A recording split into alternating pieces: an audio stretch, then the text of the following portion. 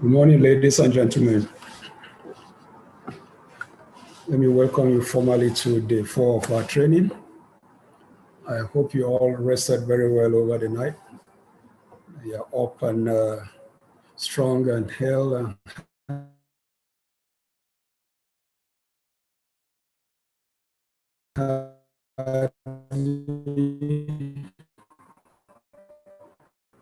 to go on with today's. If you saw, we posted indicated that we'll be having 2 topics today.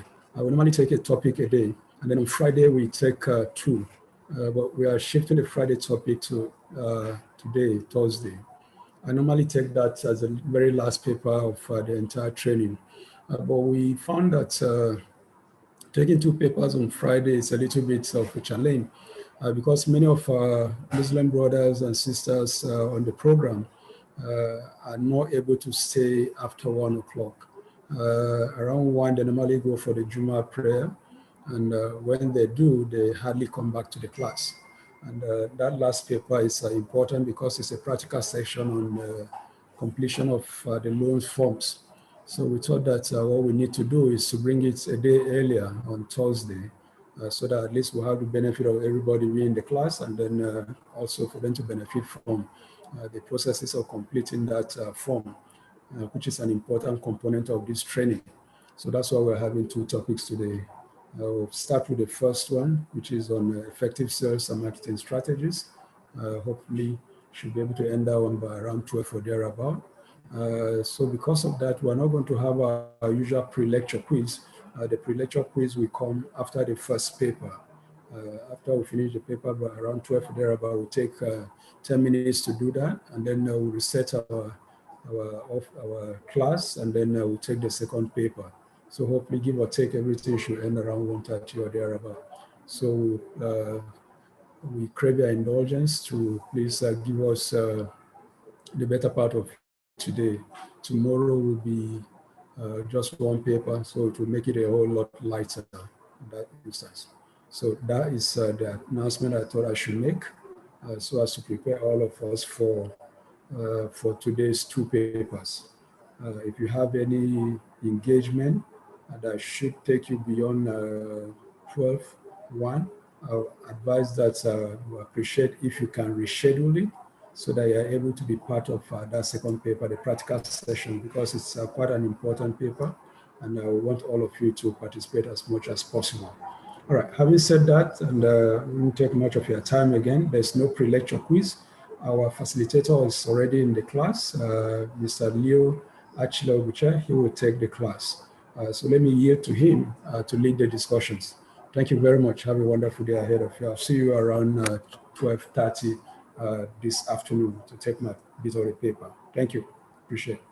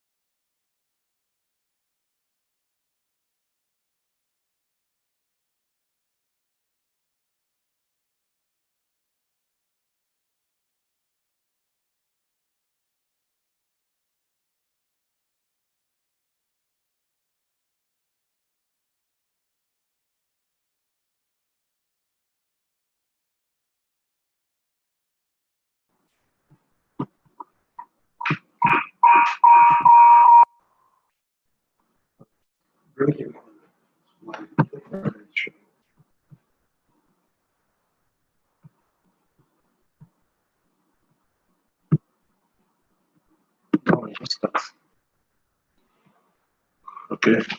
Good morning, fellow participants. We apologize for that little hitch in taking off.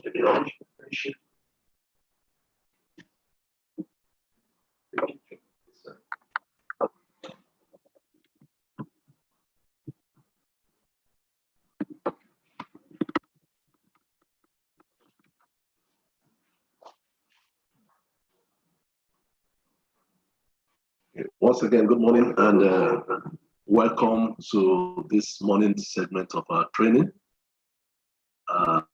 We once again apologize for the hitch in taking off. I hope you've been having a good time since the week began.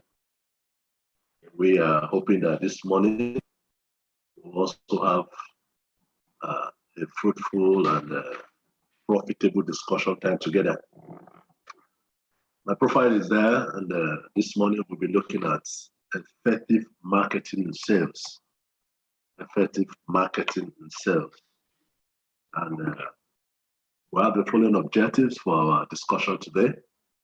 We will be defining marketing and understanding the steps in marketing process. We will be looking at the difference between marketing and selling. Also, we'll be looking at key elements in selling your products and marketing mix. We shall also be looking at improving your selling skills, importance of market research and information gathering, putting your marketing plan into action. And so before we make progress, we'd like to look at some definitions by some authorities in marketing. Thereafter, we will summarize and take a position and move forward in the discussion this morning. One of the first definitions I want to look at is the one by American Marketing Association, which says marketing is the activity, set of institutions, and process for creating, communicating, delivering, and exchanging offerings that have value for customers. We also have one by Philip Kotler. Philip Kotler defined marketing as the science and art of exploring, creating, delivering value to satisfy the needs of a target customer or target market. Further definition by Chartered Institute of Marketing holds marketing is the management of process responsible for identifying, anticipating, and satisfying customers' requirements profitably. It also further says that it's a process of getting the right products and services to the right customers at the right place and price, using the right promotions and publicity. Marketing is targeted at changing the motives of purchase of your target customers. Nothing is more likely to buy than effective direct marketing. Simply put, marketing is the process of understanding your customer, building and maintaining a profitable relationship. So these are various definitions by authorities in this discipline. And we want to say before we can talk of marketing, we need to establish what market is. You can't talk of marketing without knowing what market is. Market is a place where two parties come together to exchange goods and services. It's a place where two parties, principally the buyer and the seller, coming together to exchange goods and services for a price. And so marketing is a platform where marketing can be practiced. Marketing is a practice. From all the definition we've seen together this morning from the various authorities, you will agree with me that marketing are activities that you do or whatever you do to put your products and services in the hands of your potential customers. It's what we call marketing. And that can be done in the marketplace. So you have a market, and what goes on in the market, the activities that goes on in the market between you and your customer, your potential customer, is what we call marketing. Just like one of the definitions we have there that says marketing is putting the right products and services to the right customer at the right place and price, using the right promotions and publicity. This summarizes it all. You must have the right products and services. And you must have the right the right customer for those products. And those products are taken to the right place and at the right price. Then you have other promotional activities and publicity that will bring to the knowledge of the customer that those products exist. So if you look at this definition, it's all encompassing. It summarizes all the activities that goes on in the marketplace to make sure that your product, your services get to the hands of your customer. And so what we are here to do this morning, basically, is to see how we can get our products and services to our customer profitably. We may be in different kind of businesses, or we are already existing as a business, and some are about to start. But whichever way or whatever level you are, you have a customer to contend with. You have a customer to service. You have the customer to give out your products and services. And so what it will take for you to effectively do this and stay afloat in your business and achieve your objective of maximizing profit and increasing your wealth is all that we'll be discussing here this morning. And so marketing is key. Marketing is key to every business, whichever kind of business you are involved in, as long as it has to do with you giving value to your customer. You must look at all the strategies, all the activities that is involved in marketing. And so this morning we will be looking at marketing compared to sales. Oftentimes people try to use the word interchangeably, but the differences between marketing and selling. Marketing, like we said earlier in our definitions, are those activities that you embark upon to ensure that your goods leaves your factory, your warehouse, to the marketplace. Why sales? Sales is actual exchange of those goods, between you and the customer for a fee, for a price. Sales is more direct, it brings you in contact with your customer. Why marketing is more or less like the brain work that drives your products to the marketplace. Sales is the physical exchange of goods and services for a price. Sales brings you into physical contact with your customer. Whereas you can stay in your offices and drives marketing activities without even seeing your customer face to face. Okay, you have all the promotional activities, all the middlemen, the intermediaries that are there in the market that will bring your products to your customers. And so those are the little differences between marketing and sales. But in detail, we would like to look at what is sales actually. Sales can be defined as the exchange of goods for money or compensation. Sales is satisfying the customer's needs and wants. Just like I said earlier, sales is the physical exchange of goods and services for money or compensation. And sales brings you into a physical contact with your customers. It gives you opportunity to satisfy your customers' needs and wants. And at this point, we must establish what are customers' needs, what are their wants. Needs are not the same as wants. Needs are not the same as wants. Needs are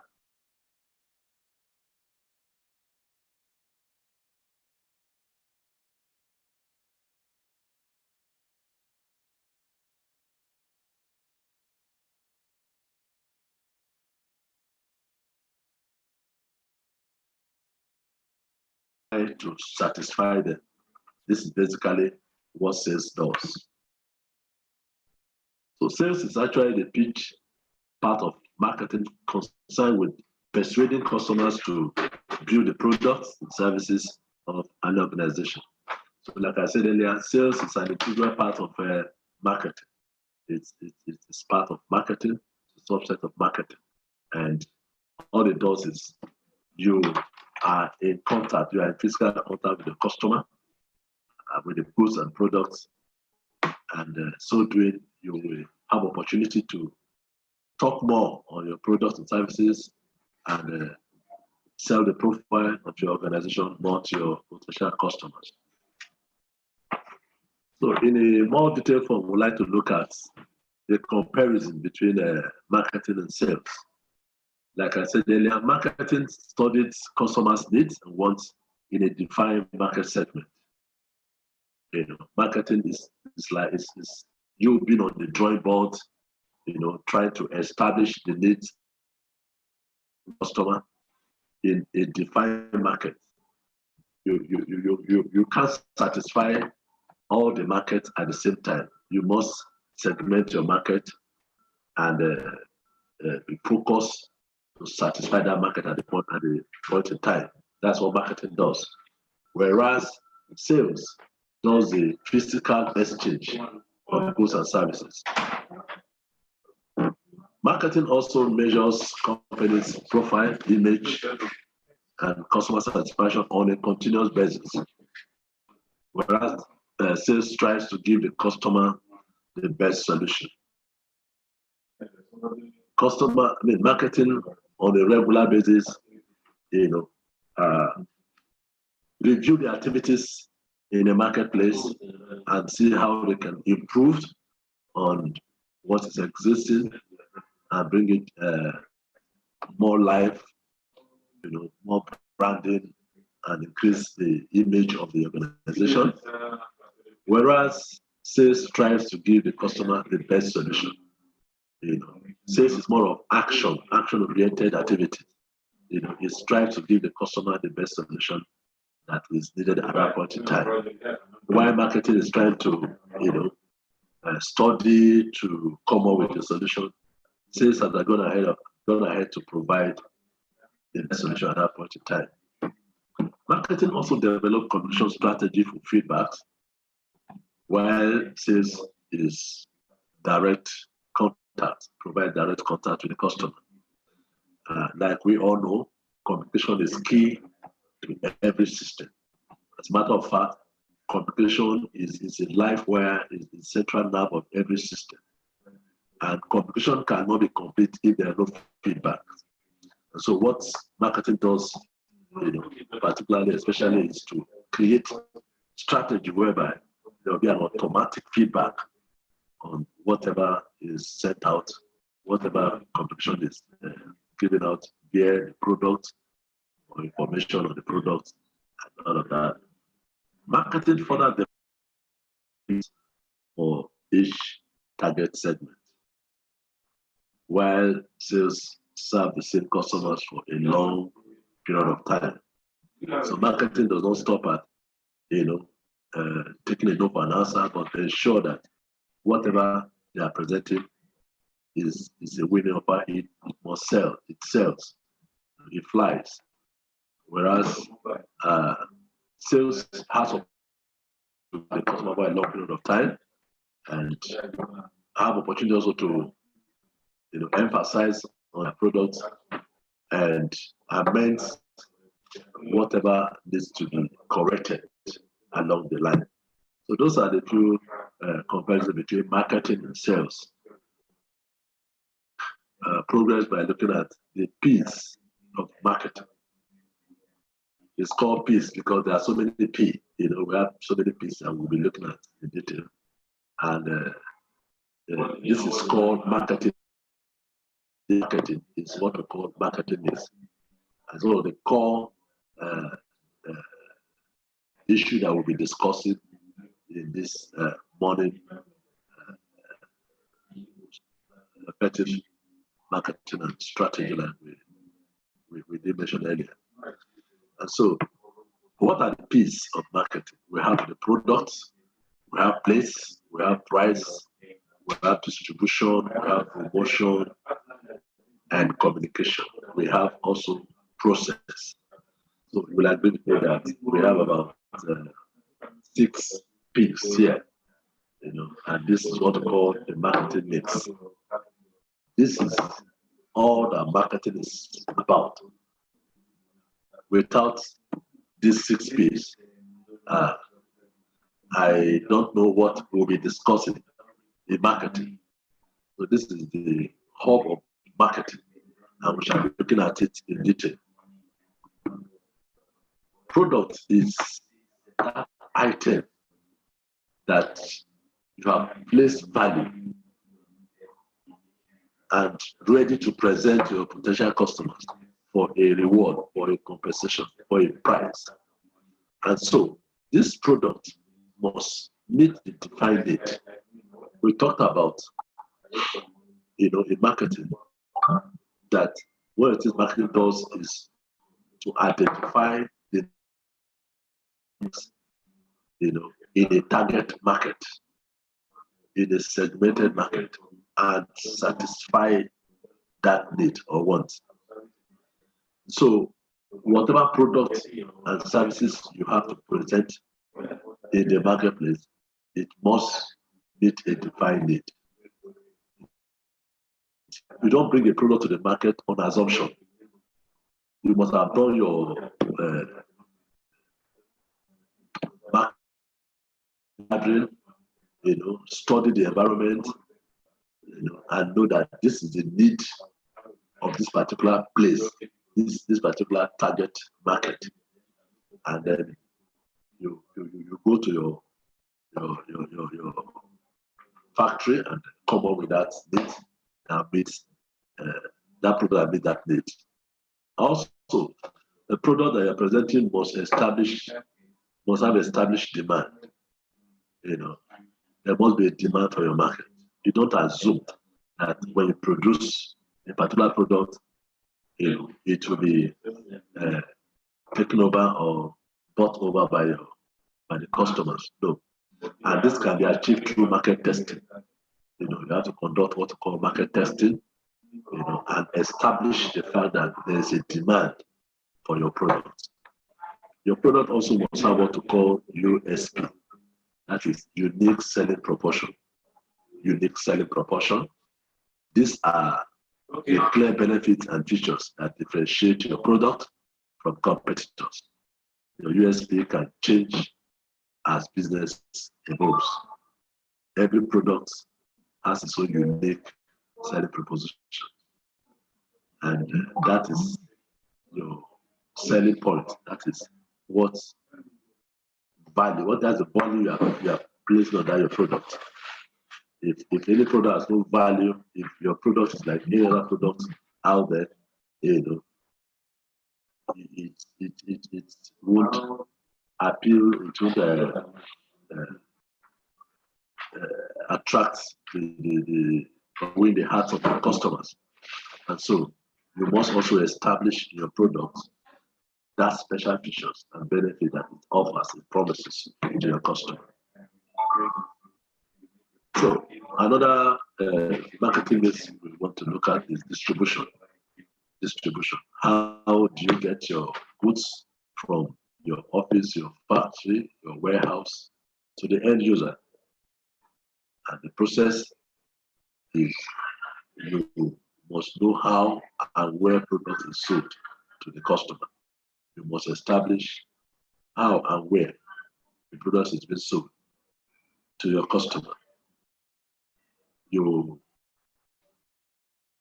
have a bread bakery, and you have established that there's a need for bread in a particular market, in a segment market. The next thing is, how do you get this bread to the segment market? Is it through direct sales? Do you have distributors? Do you have wholesalers, retailers, intermediaries, sales agents, or you do direct sales yourself? So you must establish this. That will inform which means and where the product should be taken to. Then you also need to establish. You also need to establish the location where the sales are made. Where the sales are made. Target market where the sales are made. Then intermediaries such as wholesalers, retailers, or sales agents, how to reach your end users. So basically, in distribution, these three points must be established before you begin the distribution process.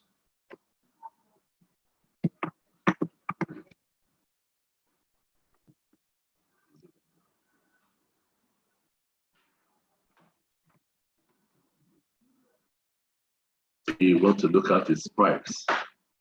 Price is key in marketing.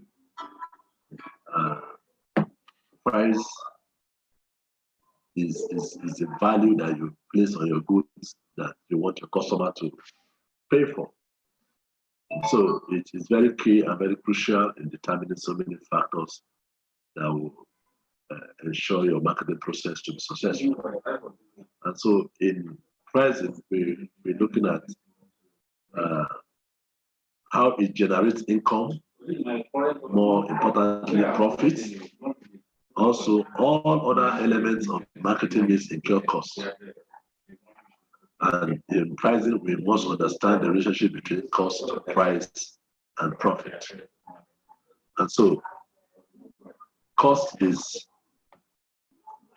all that you incur in terms of time, materials, and overheads to produce a particular item, while price is what you can charge,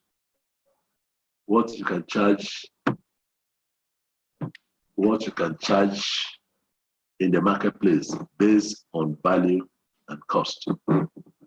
While profit is when you remove the price you sold the good from cost, what is left for you is what we call profit. And so, if you put the cost of your time, materials, and overhead together,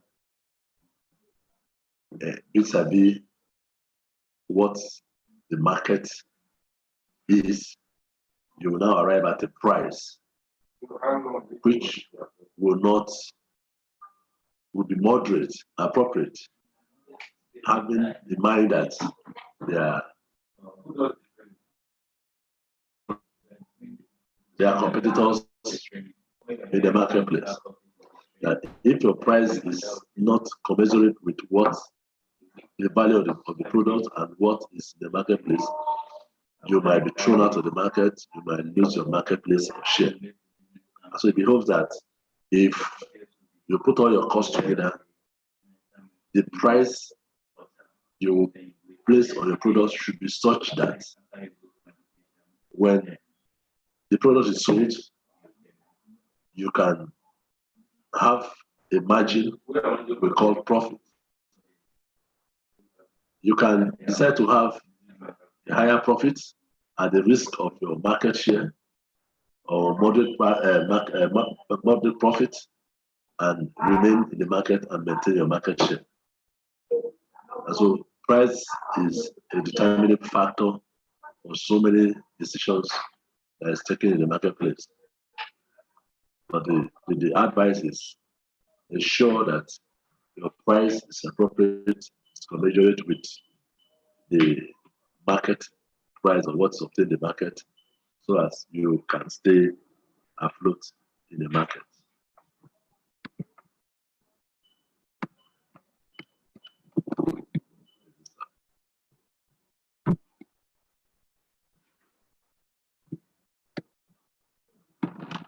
The next marketing mix is promotion.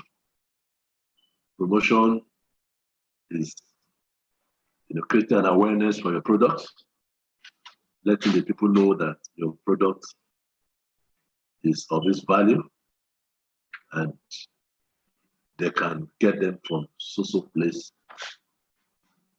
And so promotion, consider who your customers are and how best to reach them through communications. Talked about communication earlier. And also promote segments the market, to be able to effectively reach them. And so market segmentation is about dividing your overall target market into smaller sub-markets made up of people with same needs. And it helps you to target them in the right way. We just said earlier that marketing is about getting the right products and services, the right customer, the right place, right price with promotional and publicity activities. So when you segment your market, it becomes easier for you to reach them effectively. Because if the prospective or potential customers are not aware of your product or your existence, then there's no magic that will make them to patronize your product or get to know that you are there. So when you segment the market, when you know your customers and how best to reach them through competition, you are doing promotional activities. Promotional activities, we want to look at it from the perspective of sub-market. Sub-market, like we said earlier, is breaking down the market into sub-units. You can have the whole of Abuja as your market.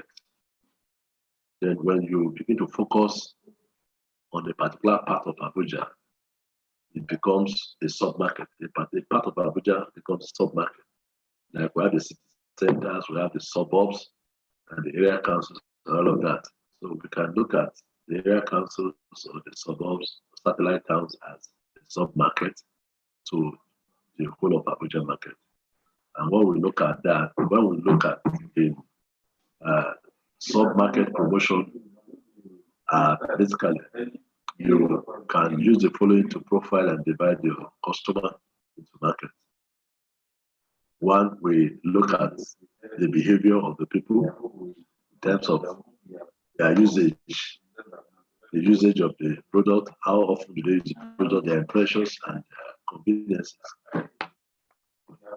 We also need to look at the character of the people, their lifestyle, their personality, trendsetter and followers, the socio-economic factors like their profession, income, location, buying patterns, loyalty, age, and gender.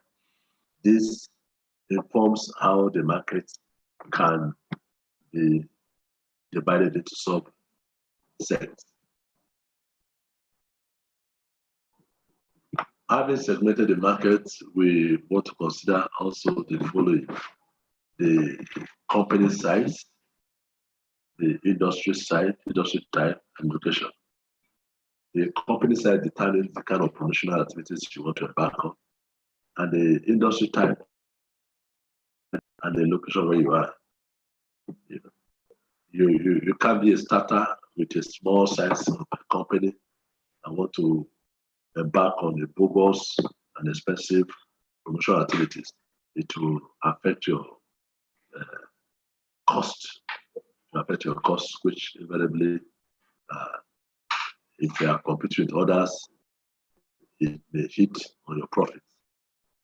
And industry type also determines. We have different type of, we have oil and gas industry, we have beverages, different type of companies. This determines the kind of promotional activities you will be involving in the sub-markets and the location where you are located. What are the available means of communication that you have within the location where you are? Are you in the urban area or the rural area? These are things you consider when you want to embark on promotional activities. The sub-market. Yes, when we started, we looked at markets, and I said market is a place where made to facilitate exchange of goods and services. And so it's market that involves, informed marketing activities. Without market, we can't do marketing. So to further talk about markets, we want to look at different types of markets. Different types of market. We have the potential markets. The potential market, this is like you can have the whole of Abuja as your potential market. You can have the whole of Nigeria as a potential market. You can have a global market. And so potential markets are those in the total population who have interest in acquiring the product, depending on the size of the company or what you are producing. Your total population can be Abuja, it can be Nigeria as a whole, it can be international, it can be global. So whatever you are producing and people are showing interest in it, the number of people that are showing interest or the people that are showing interest in the products is what we call potential market. And available market are people that have enough money to buy the product. Available market is people that are ready, to buy the product at the given price. Then we have qualified available market. Qualified available market is those who are legally permitted to buy the product. There are certain products that by law are not meant to be purchased by everybody. Take for instance, firearms and ammunition. If you must buy firearm and ammunition for personal use, if you're not a member of the law enforcement agency, you need a permission. You need the permission of the government or the law enforcement agencies to be able to procure one. You need the permission of the government to trade with some country. If there are country that your home country is not at par, it's not having a bilateral relationship, it's not having any link or connection. You can't be permitted, you can't be allowed to market.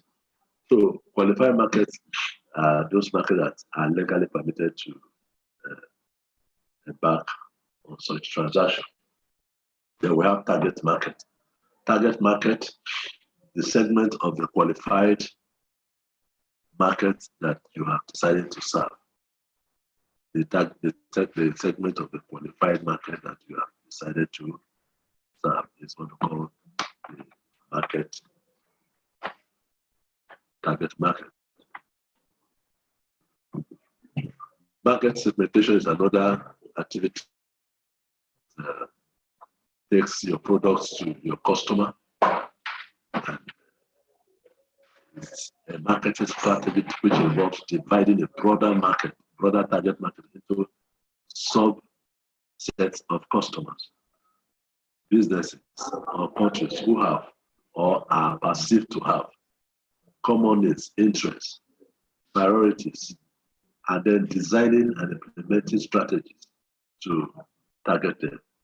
They are based on lifestyles, demographics, and personalities of target market. I said earlier, market segmentation is the marketing strategy to ensure that you effectively take your products and services to your right customer. And what market segmentation is that when you have targeted the market, that target market has to be broken down again in terms of your customers or consumers, businesses, and countries. You know, not all businesses are meant to be global in nature, but whichever one, marketing covers all. And so, depending on what you are into, the substance of the target market has to consider the customers, the consumers, the kind of businesses, and the countries. And this must perceive to have common needs, interests, and priorities. And you can also segment your market looking at the lifestyle of the people, the demographics, and the personality of the target market. When you put these people in these categories, it's easier for you to serve them effectively. Marketing and promotional tools. Now, getting your products noticed. Not every method will work for your business. And the method can change as the business develops and grows. However, you must be clear on the following. We're looking at further promotional tools as it relates to marketing activities. And it's all about getting your product noticed, creating awareness, education on your product, your customers. So the promotional tools that you will embark on, as a matter of fact, should consider the following. What message you want to communicate will determine the kind of promotional tools you use. Promotional tools, like I said earlier, are those instruments you want to use to reach your customer. And what informs the kind of promotional tools you use is your message. What do you intend to communicate? Who are your audience? What is the best way to communicate with them? How much money do you have? What measure will you use to know if you have been successful? All of this will determine, the promotional tools that you will use, in getting your product noticed by your potential customers. And you must bear in mind, whichever one you want to use, cost minimization is key. Cost minimization is key to your achieving the objective of maximizing profit and increasing your wealth, your wealth of your business. So if you embark on promotional tools that is bogus, out of your budget, you may have issue in breaking even. So it's good to sit down and take a critical look at all of these factors to determine which tools to use. We have 6 major tools to recommend from our discussion this morning, and one is public relation. It's popularly called PR. As a matter of fact, some big organizations have this as a department. Call it PR or corporate affairs department. What they do basically is to create and maintain an image for your business or product which is the essence of its value and integrity, your reputation. So you can have this as a department in your organization and put personnel to work in this department, or you can employ organizations whose business is public relation to come into your organization, and rebrand, create, and maintain the image of your organization before your potential customers. So there's 2 ways. Either you have your personnel hired who are also professionals in this area, or you hire an agency or an organization that comes to do this for you. And what they do is to create and maintain an image for your business and products. Then we have advertising. Advertising is a very popular one. It's you going out there to shout to the high heaven that this is what you have, and these are the benefits of your product. And you do that, you create awareness among your target audience. You persuade them. There's what we call persuasive advertisement. Even when they don't feel like, because you came on air or you came through whichever means to bring the notice of the people, the customer of the products, they will be persuaded. Even when they had in the mind or intention by some of the promotional activities, some of the benefits that you project by the physical contact or physical display, they will be persuaded, they will be convinced to buy a product. And also advertising keeps up your company profile. Keeps up your company profile. We also have internet and online marketing. Another to get your message to your customers. You are aware that we are becoming a global village. The world is becoming a global village now, and internet is very, very popular and very important and useful today. A lot of people don't even need to see you as the manufacturer, as the salesperson, to get your product or to buy your product. If you are concerned with agencies like Jumia,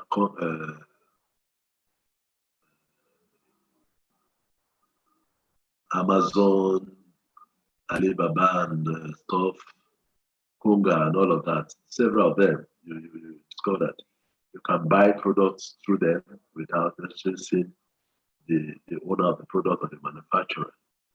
And also, there are social medias, platforms that you can advertise your wares.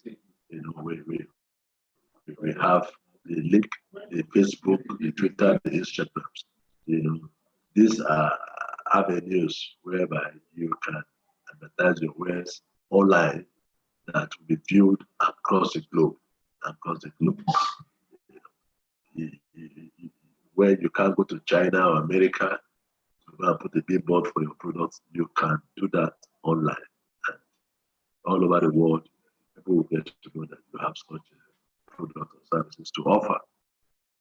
We also have another popular tool called direct marketing. Direct marketing.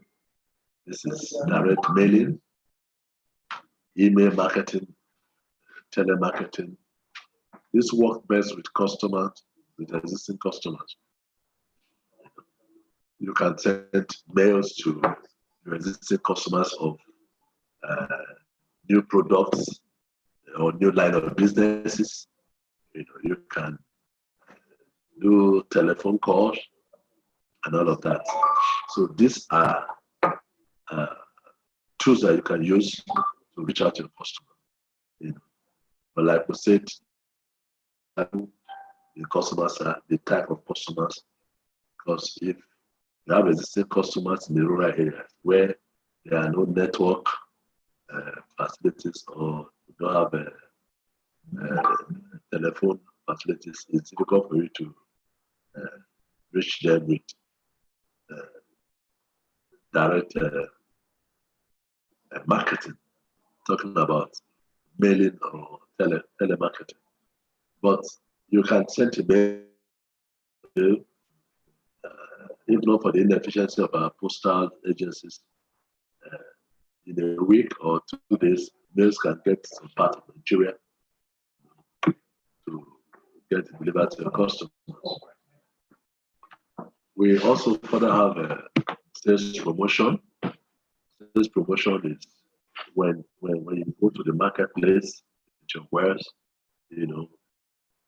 with trying to bring it to the notice of the customers, or in an open air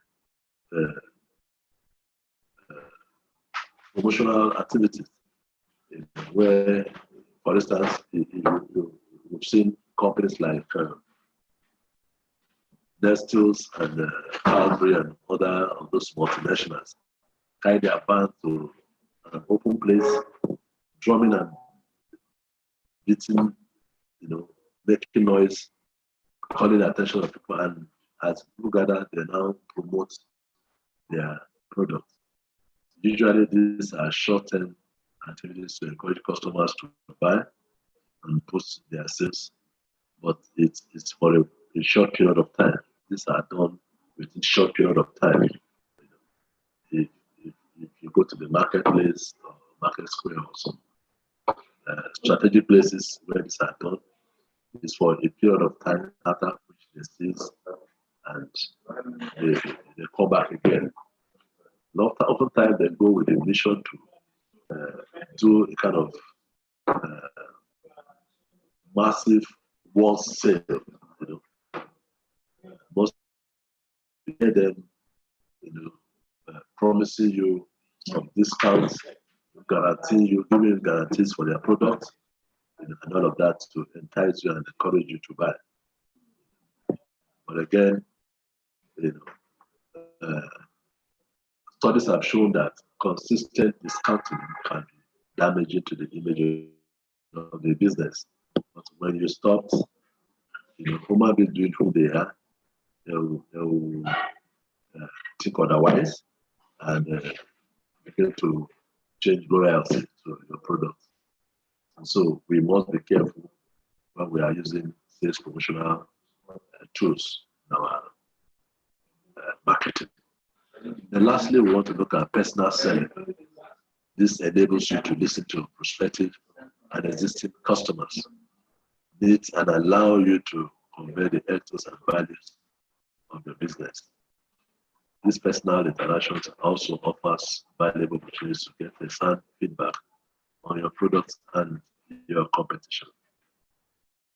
Personal selling is you carrying your bread from the factory, from your bread factory direct to the target market, not using any middleman.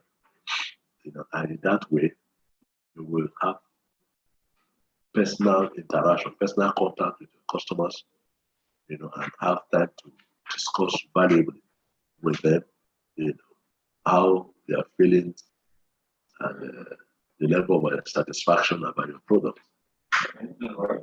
You will have opportunity to get first-hand information, feedback on your product, and also get to know who your products, your competitions are.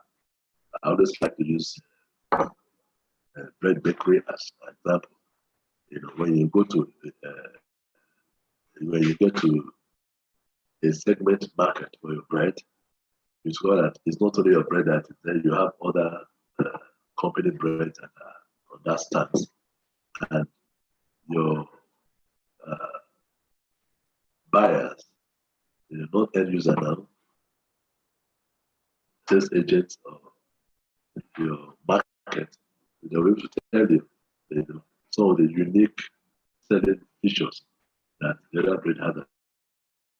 That offers opportunity to go back and work on your product. And if yours have more edge over other, then you're home and dry.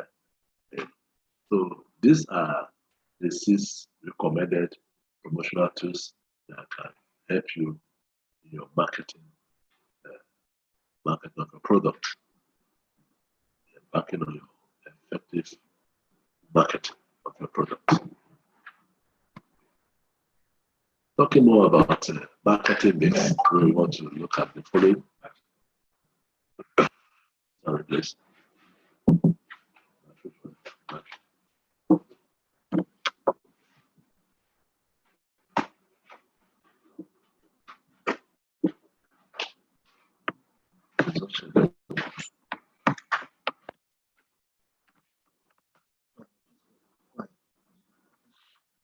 So we're talking further on marketing mix. We have the following to consider. Your marketing mix must be a unique blend of products, pricing, promotion, and distribution.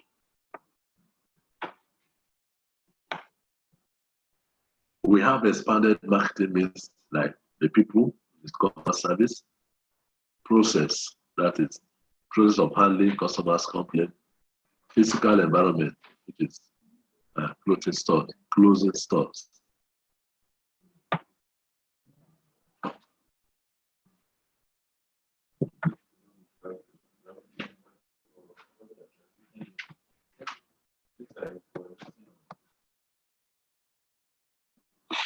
We now move to marketing process.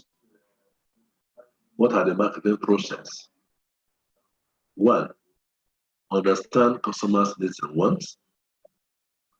Design a customer-driven marketing strategy. Construct a marketing program. Build a profitable relationships. Capture value from customers. We shall discuss this in detail.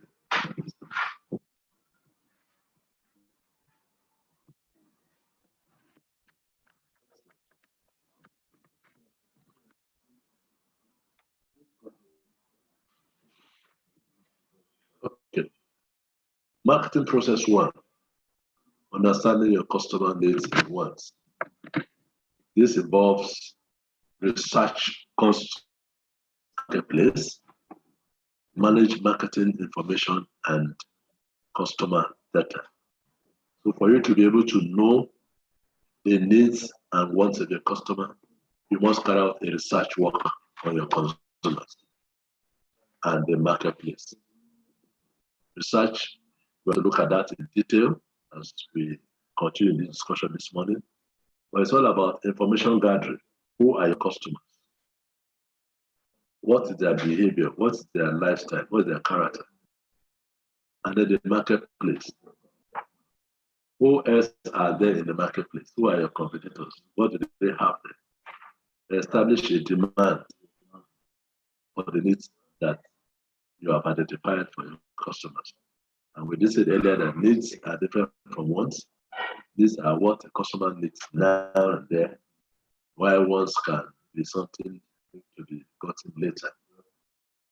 And also, we must manage the marketing information we have gathered alongside the customer data, so that it will help us to effectively present the products that is needed satisfactory to our customers.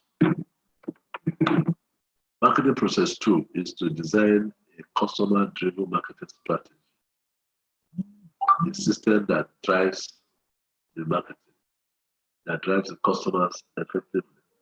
And in doing that, we will select customers to serve, talking about market segmentation and targeting.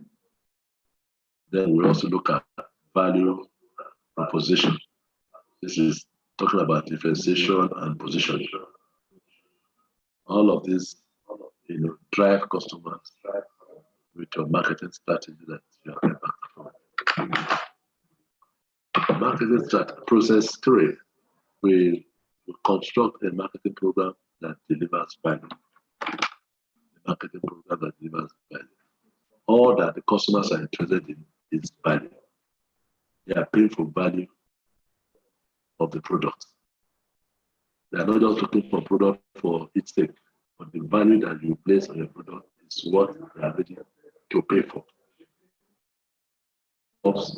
Products and service design, building a very strong brand. Like I said, when I was talking about the public relations promotional tools, there are also organizations that are good in product and service design. You can employ their services. They will build a very strong product and service design and brand for you, for your company. And also, pricing is key. You must have a good pricing system. There are different types of pricing.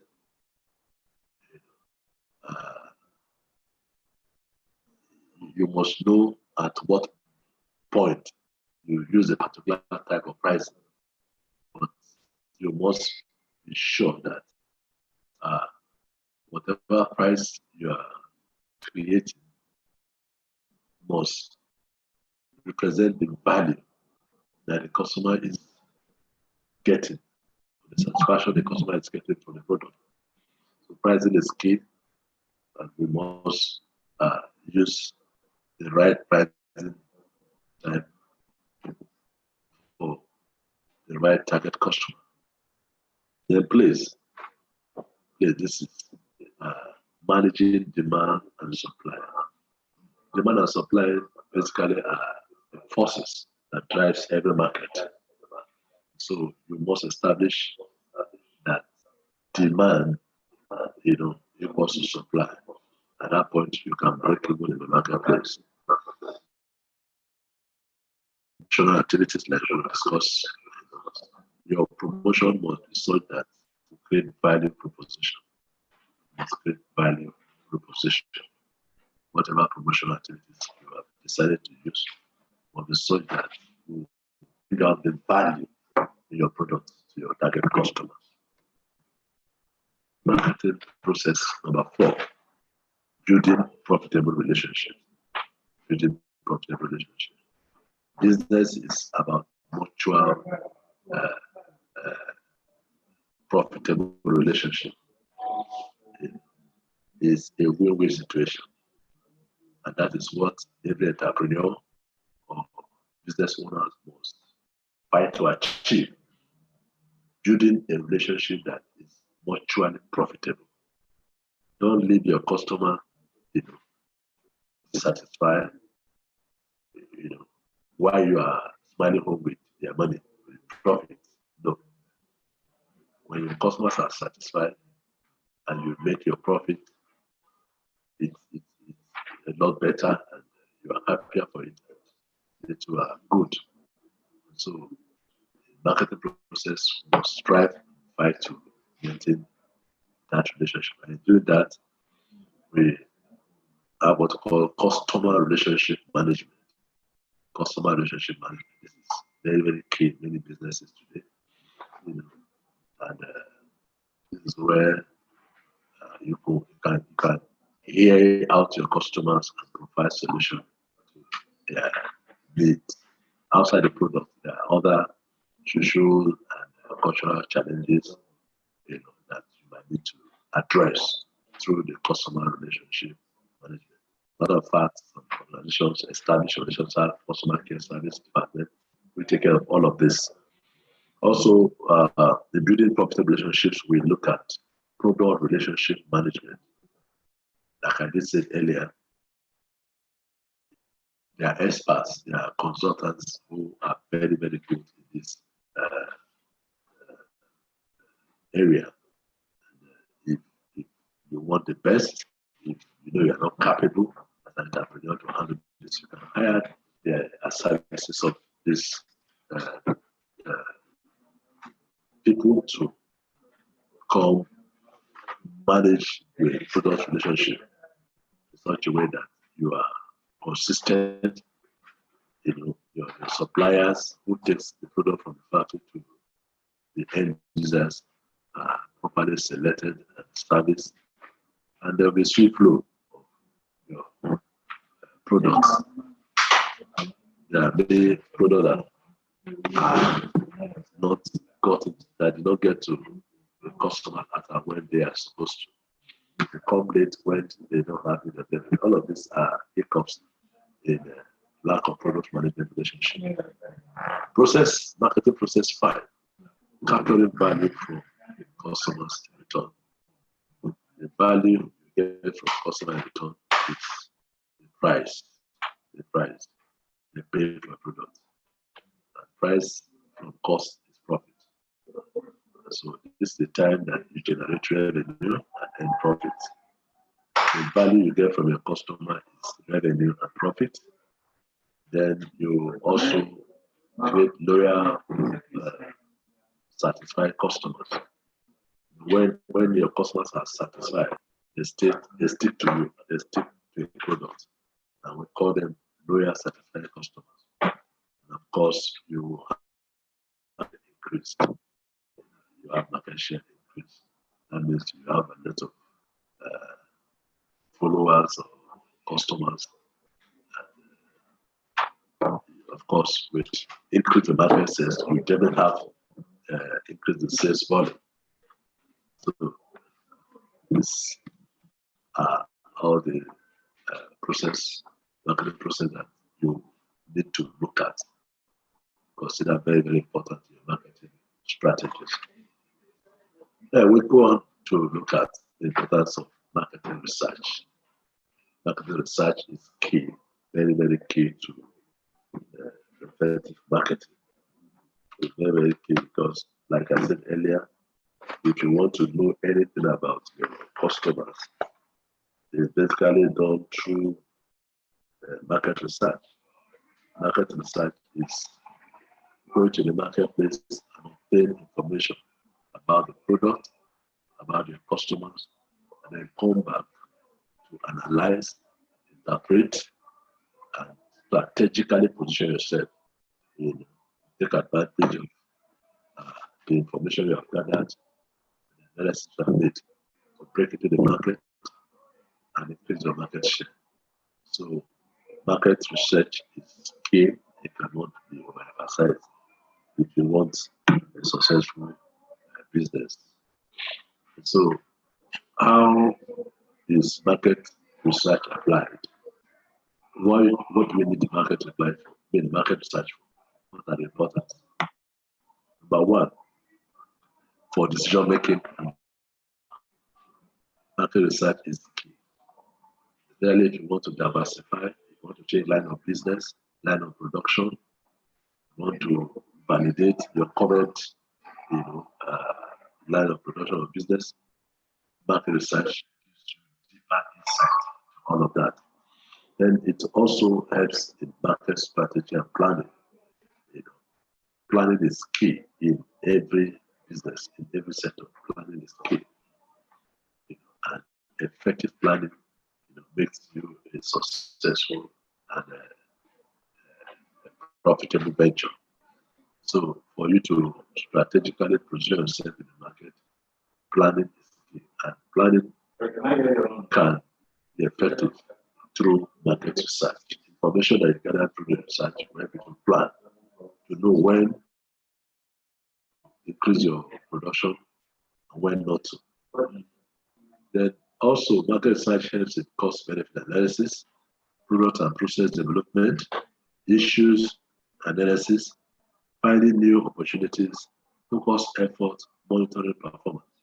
These are all areas that market research, to a greater extent, helps. If it is true market research that you can know new opportunities, you can discover that there are byproducts of what you are producing right now that can earn you more income. It helps you to monitor your performance. Am I on course? Am I on track? Am I meeting up my objectives that I set out to achieve? All of this can be seen through market research. We have some challenges in accessing market information, just like any other discipline. Hardly any area of endeavor has a challenge. And so one of the challenges we have in accessing information, market information, is information overload. Oftentimes, you have so much to contend with that if you are not careful, you get confused. And when you are confused, it's a symptom of failure. And so it's a big challenge. But in as much as a challenge, there's always a way out. And one of the way out is to filter your information. Don't be discouraged by the information overload. As much as possible, try to filter them and make do with the relevant information and take your decision or move ahead. Then we also have the challenge of poor internet access, lack of availability, and high cost of lack of learning skill and all of that. So just like when we started the program this morning, or in the course of the program, or since Monday, you've had cause to be disrupted by internet failure, network failure and all of that. It's also when you have network poor internet access, and of course lack of availability of these facilities. They have passed information to access to information on the markets. So, like I said, you can always work at it, by ensuring that you look for available and more reliable network services to use for this purpose. And then you can also see if training and retraining of your personnel on this data gathering, the data gathering objectives. We also have lack of awareness of local institutions providing market information, being provided bias and discrimination. So it's a big challenge, when as an entrepreneur you are not aware where you can get marketing information. There are several institutions that you can get information on marketing. We have some of them like Chamber of Commerce Industry, Federal Ministry of Commerce and Industry. We have Nigerian Export-Import Bank. We have a whole lot of Nigerian agencies that are set by government to provide information on markets, both locally and internationally. So the knowledge of all of this is very, very crucial. Where you are not aware, you may have issues in getting information that is needed.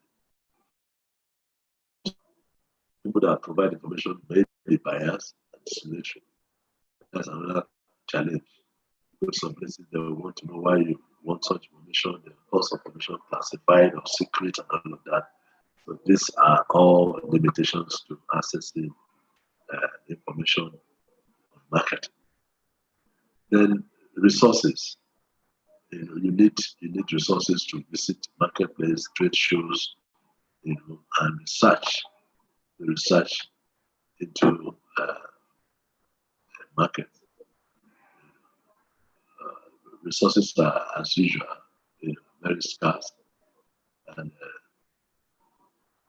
if you don't have what it takes, then it becomes difficult. It becomes a challenge for you to access this information. You can't take appropriate decision or plan appropriately, for your business. So there's no challenge without a solution. We are letting us to know this to prepare our minds, and when we get in there, we can, set aside money for such projects like research, market visit, and trade shows where you get such information. Then talking about research methodology, we have two types of sources of information gathering. We have primary data collection and secondary data collection. These are two basic ways to gather information for your research work. In terms of market which we are discussing, we can gather our scoring data through the following: government circle.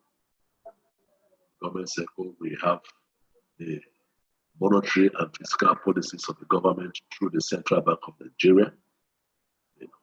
Every year when budget is presented, a lot of business people goes to Central Bank to obtain their monetary and fiscal policies. From there, they will know the policies of the government on trade, commerce, and a whole lot. And that will help them to plan effectively for the year, how to run their business. We also have sources like Business and Trade Association. Business and Trade Association, several business trade associations where data can be gotten. We have trade magazines and newspapers, Financial Times, and several of them that we can get information. But one of the challenges in this part of the world is reading is difficult. We have so much information in these magazines and newspapers, but many of us having hard time to procure one, and it's very, very important to do that. And we have financial institutions like the banks, the stockbrokers, chartered institute of accountants, marketers, and a whole lot of those financial institutions where you can get data, you can get information on market. National trade publications, it's like international trade and business magazines. Additional source could be business libraries, trade directories, professional institutes, and organizations. All of these are where you can get information externally for market planning. We also have primary research, and data can be gotten through quantitative and qualitative research. Talking about quantitative research market data, we have a wide range, which is population size, demographic patterns, national production volumes, export sales, etc. So in primary research data using quantitative techniques, you have a whole lot of the population size and breaking down them to demographic patterns and all of that. Get information from there that will be useful for direct valuation of your activities. We have individual level, which is every respondent asks some same series of questions, and answers are provided. This is more or less like one-on-one contact with people, asking questions, and you're getting the direct answers and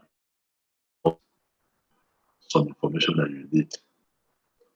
We also have best known techniques which like market research survey. Market research survey, you go to the marketplace, carry out some surveys, products, pricing, people's needs and wants, their behavior, and all of that. So many parameters are being used there. Then we also have quantitative survey. This survey talks about, post self-explanation, self-completion, face-to-face telephone, email, web, and questionnaires. So this is also bringing face-to-face with either your potential customers or people that you think you can talk with and get information on the market. This is also a means of getting primary information on marketplace. We also have qualitative research, which examines feelings and attitudes towards your product. While quantitative talks about, physical outbursts or expressions of people on market activities. Primary quantitative research examines people's feelings and attitudes towards your product. What motivates them? Discussions guide used to explore various issues in depth. No set of objectives, questions. You can, by observation, or in the course of discussion, you can explore in depth what the feelings of customers are, the attitude of the product.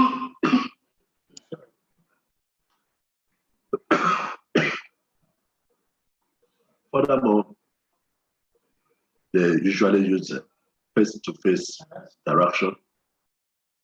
From there, you can also gather relatively some information that can be useful machinery.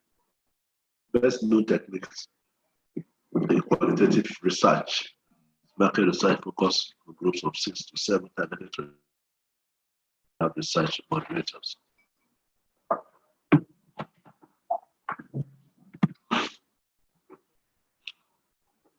Then we have an online source of information gathering. Like I said earlier, the world is becoming a global village, and so much information is on the internet at the moment about marketing and economy. So you can get a whole lot from the internet.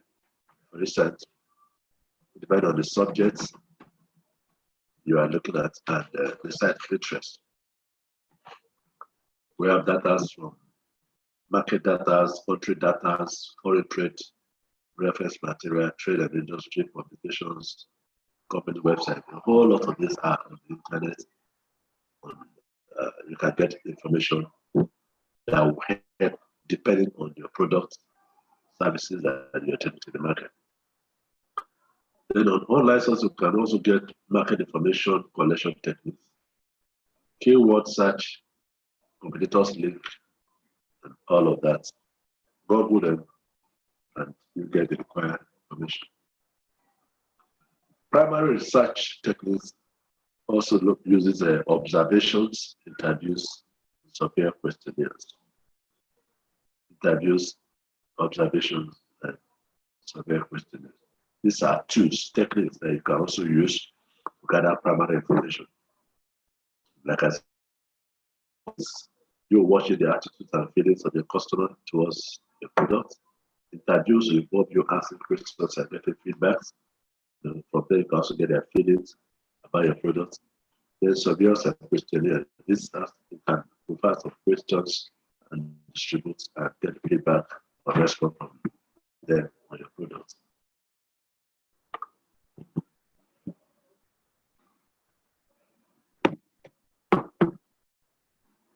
What are challenges of research data? Number one, we have this challenge of secondary research data to generally be complemented with a primary field study.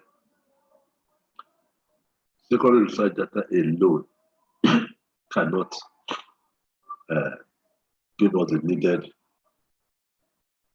insight or light to what we are looking at. So it's important that we complement whatever information we get externally with our primary field study. There's nothing that can be better than when you go to the field yourself and have first-hand information and feedback from your customers. It's that. And also, there are constraints of secondary research, constraints in the sense that, like I said earlier, so many informations the government circles are classified and treated as secrets and all of that. So information, access information through the secondary research can be very, very cumbersome and burdensome. Then another challenge could be absence of specific information. Information that are being ordered. You can't access them at a particular point in time. It's a challenge. We also have difficulty in identifying the relevant secondary information, protected information, availability and usability of such information, contradictory information, updating. Most informations are not updated. Was national comparison. When they are compared with other countries or other markets, they are variants. And it becomes difficult for you to take a decision. Information. Objectives for your research. what you set to achieve whenever you want to embark on market research. One, how does a company decide what information to collect? How does a company decide what information to collect? What will the research be used for? How will the company respond? So these are objectives that you need to set out, and they become a guide, when you begin the research work proper. What you should know about your customers. Number one, target. Who are they? Who are your customers? You must know who your customers are. Are they decision makers? You don't go to a place and waste the whole time talking to who is not the right person to be talked to. Time is money. So you must know your target when you are going to your customers. Talking about customers that are big time suppliers, all of that. So you must ensure that you are talking that will give you the needed results that you have to achieve when you are out to market your product. Then you also need to know your customer based on their needs and wants. What do you need to solve? What's the needed and what is in the future? What can you satisfactorily meet now? And what can your customer do with in the future? You must establish this and be able to solve them satisfactorily. What motivates them to buy? Like we said, when you're able to have the feeling and the attitude of your customer, you will know exactly what motivates them to buy. And when you know that about your customer, you will position your product to meet their aspirations and their needs. What? Their value perception, their passive equation. How do they look at your product? What value do they place on your product? You must know that about your customer. Very importantly is who is your competition? Who is your competition? There's hardly a business in a contemporary world that has I'm yet to see. So don't think you are acting in isolation or you are the first in that business that you are planning to embark on or that you are currently doing. So whatever business you are doing, whatever is your trade, know that there are other people doing the same and similar things. It behoves that you should know and have this at the back of the mind so that you plan effectively to make sure that you also survive in the same market. So knowing who your competition is, you must start by identifying your target market and build an understanding of the competitive conditions. When you have established your target market, then you understand the competitive conditions that surround that market. Who are your competition? Who are your competitors in that target market?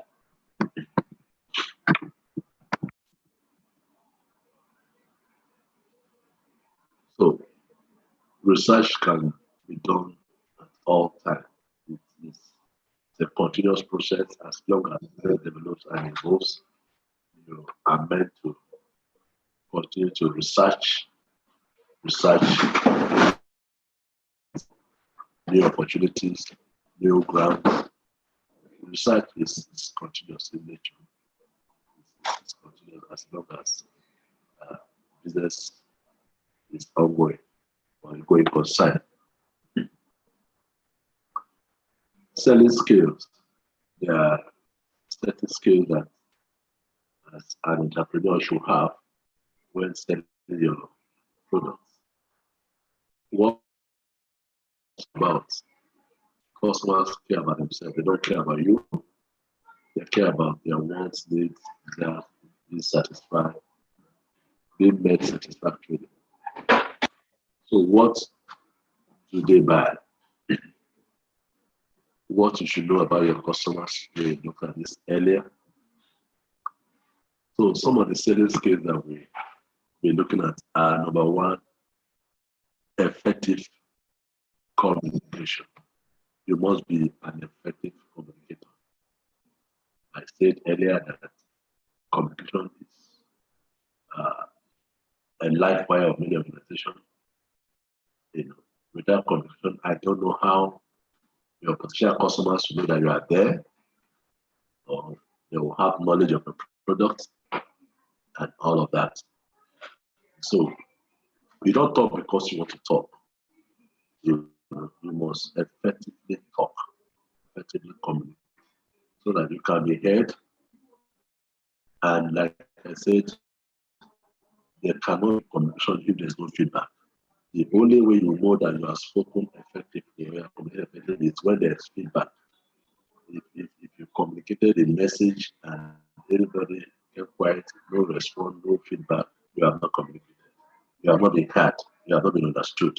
So to be an effective communicator, you need to be understood, and there should be feedback.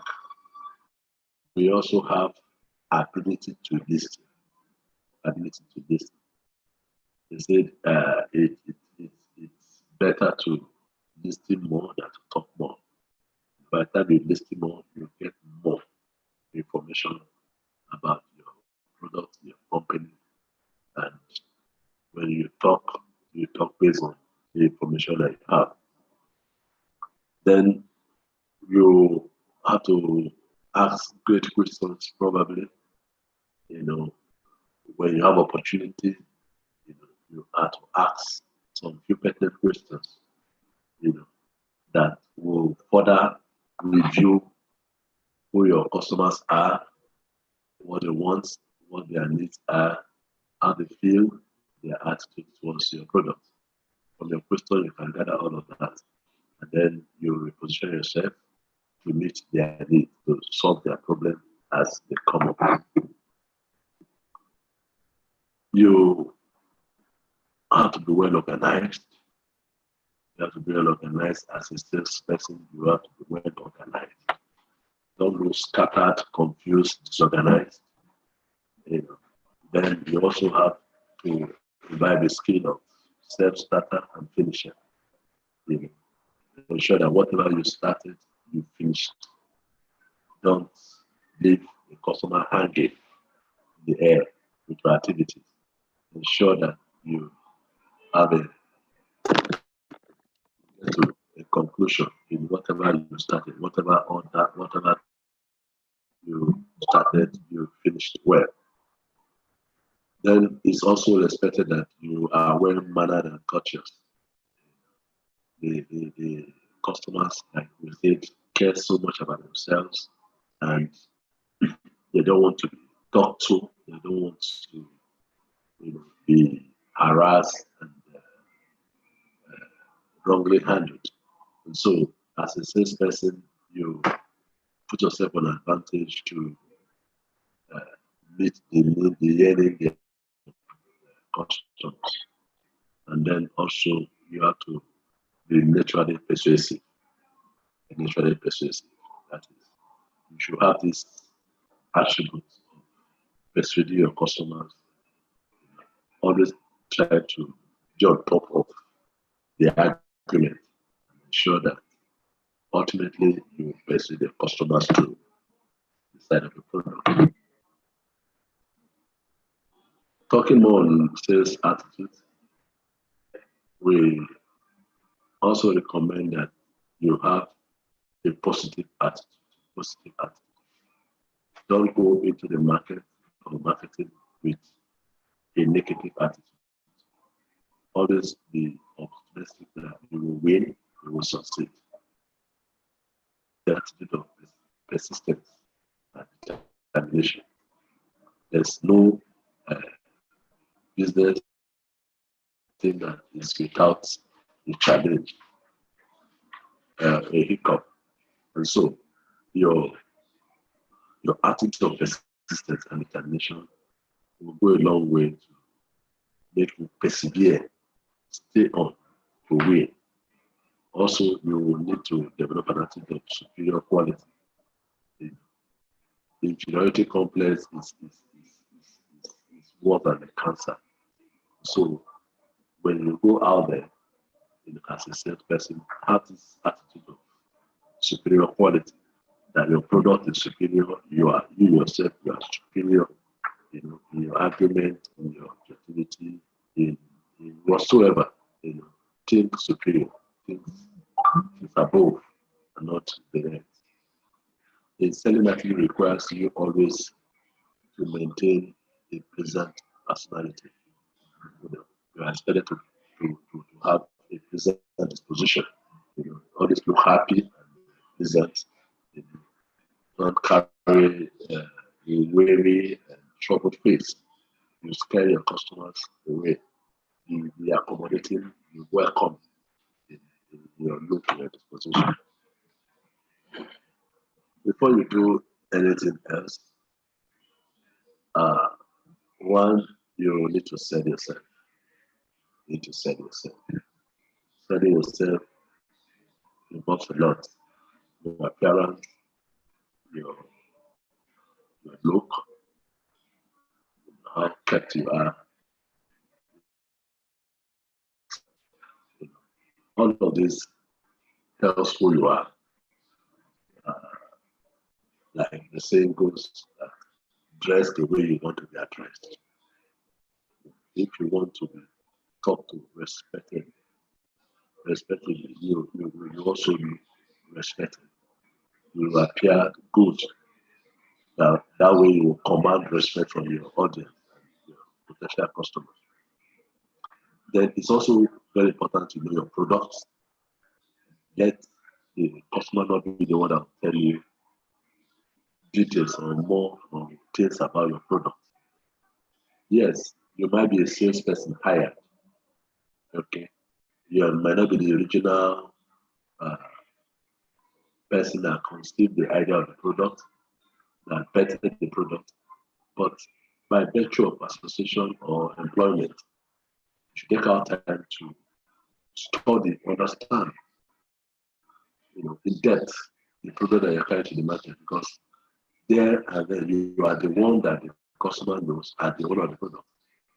So your proprietor or your director will not come to the marketplace to explain. So you should know details about your product and then present it appropriately to your potential customer.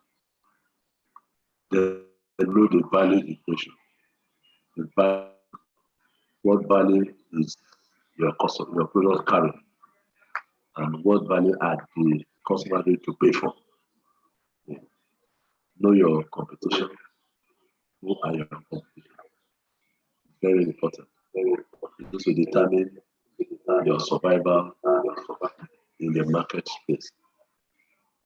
Know why your customers should buy from you instead of your competition. Yes, we talked about the USP, the unique selling proposition. Those are the things that will make your customers stick to you instead of going away or changing loyalty, to your cost of your product. Getting ready to sell. Establish your target customers. Know who the decision makers are. And execute your plan consistently. If you can or will not do it, hire somebody to do it for you. I stated earlier. There's virtually no area that are not consultant experts today. So where you think you are weak, is on your strength, try to get professionals, people that are experts in that to help you execute such plan. But on the whole, be consistent. Don't one strategy and tomorrow is another. No. Customers want consistency in whatever you are doing. Their service provider, product. Further on sales, preparing for the sales calls, package yourself very well. No negative thoughts or negativity. Research into your client. Know who your clients are. Be on time and be observant. Be observant. Sales presentation. When you have opportunity to present, to do sales presentation, the following are desirable. Approach, present, objections, negotiation, and close. These are basically the steps to sales presentation. The body of the presentation should be use all senses possible. Be aware of close, body language, questions, etc. Make it logical and end by feeling the need. Sales benefits, not features. Sell benefit, not features. These are things that should form the body of your presentation, sales presentation. Objections, your best friend. Questions will come from left, right, and center on your product, on your personality, on your company. Such objections are the clients telling you how to sell them. Restate your objection.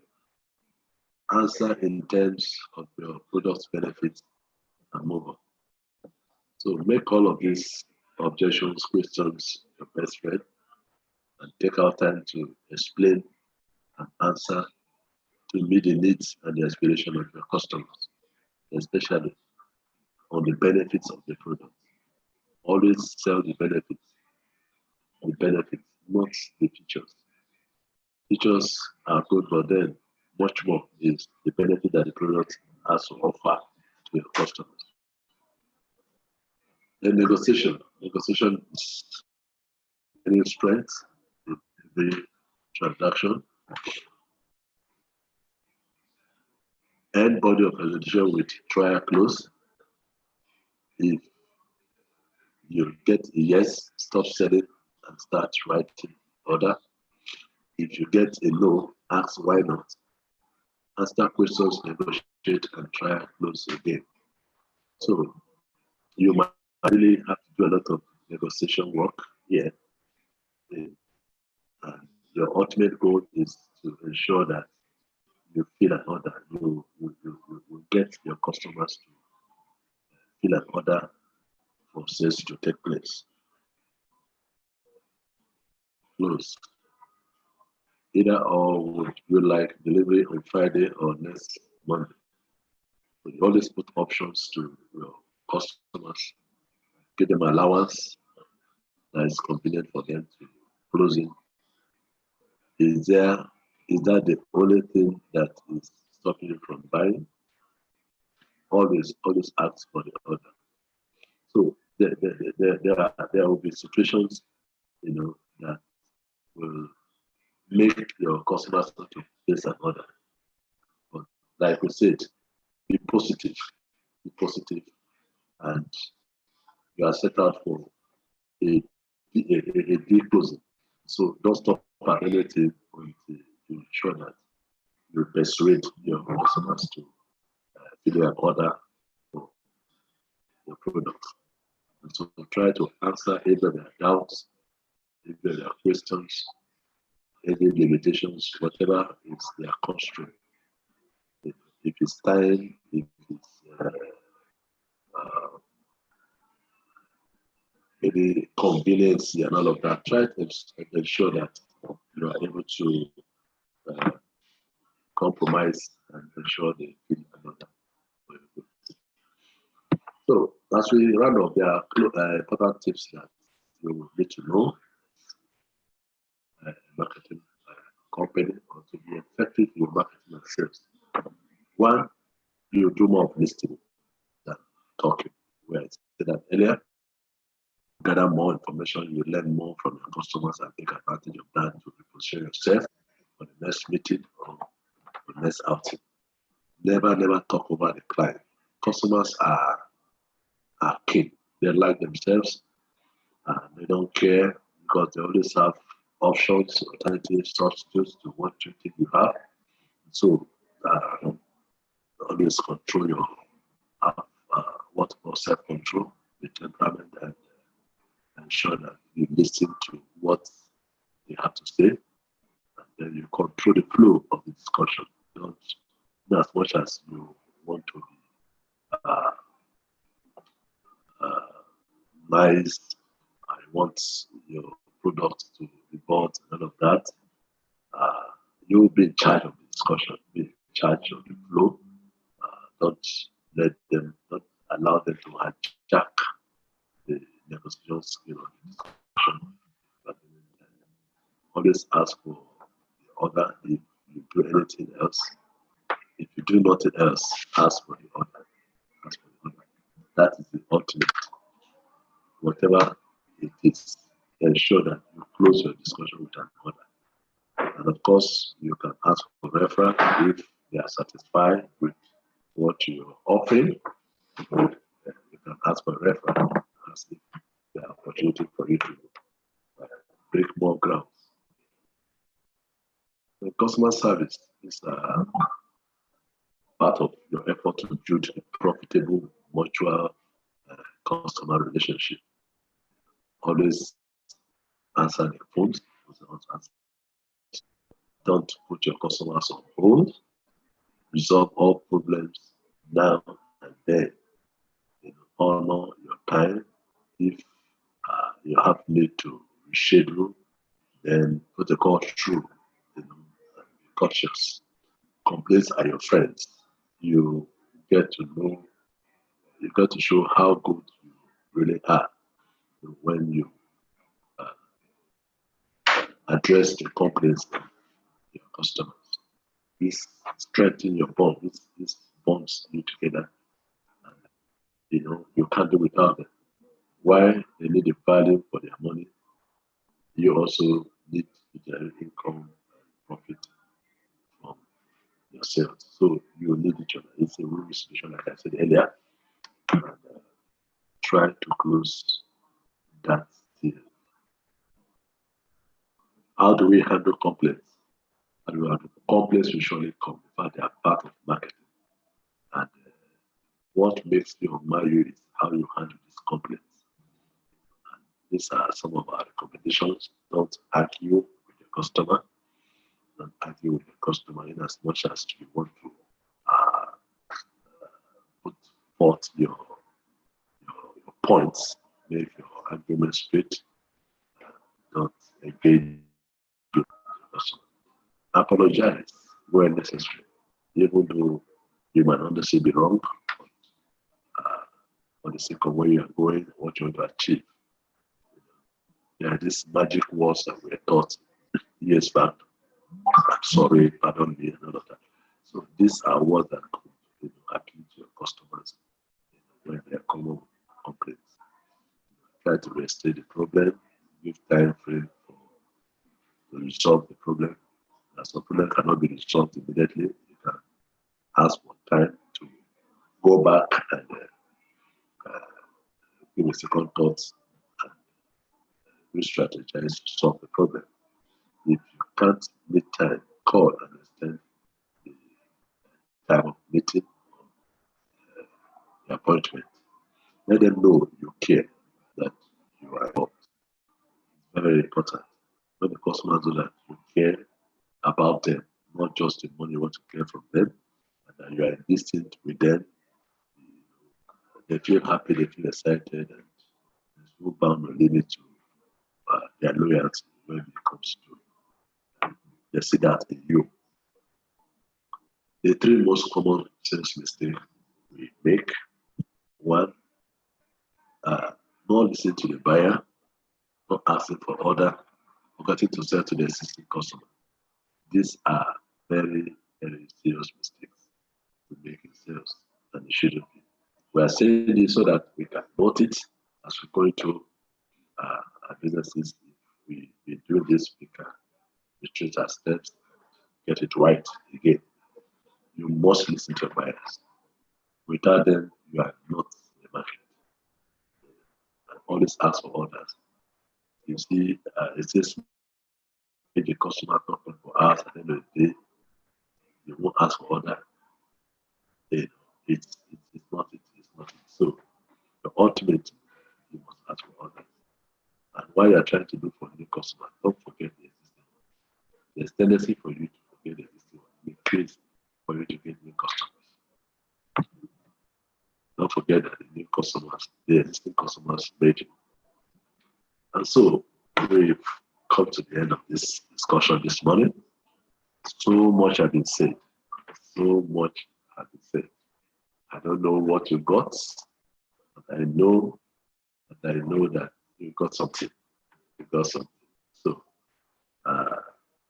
we'll give this short time for comments, observation, suggestions, wisdom, any. Like I know they are. Thank you for listening. Have a great day.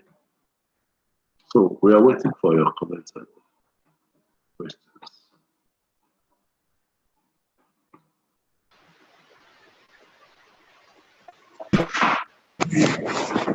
Yes. I can see a whole lot of you there. Yes.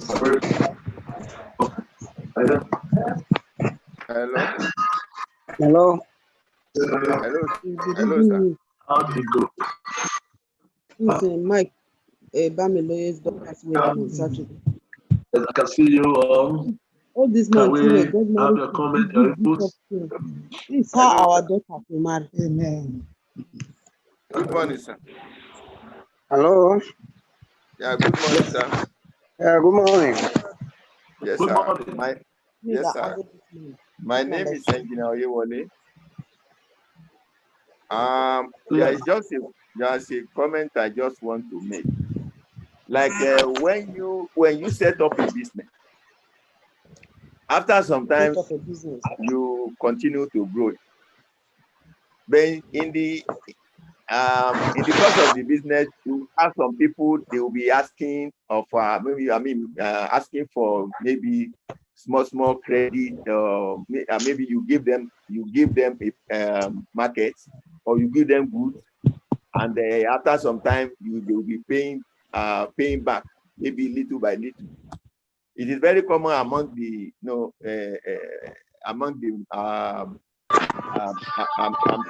and the people or the public nowadays, especially in the rural areas. So I don't know which exactly where exactly you can. This lecture is being covered.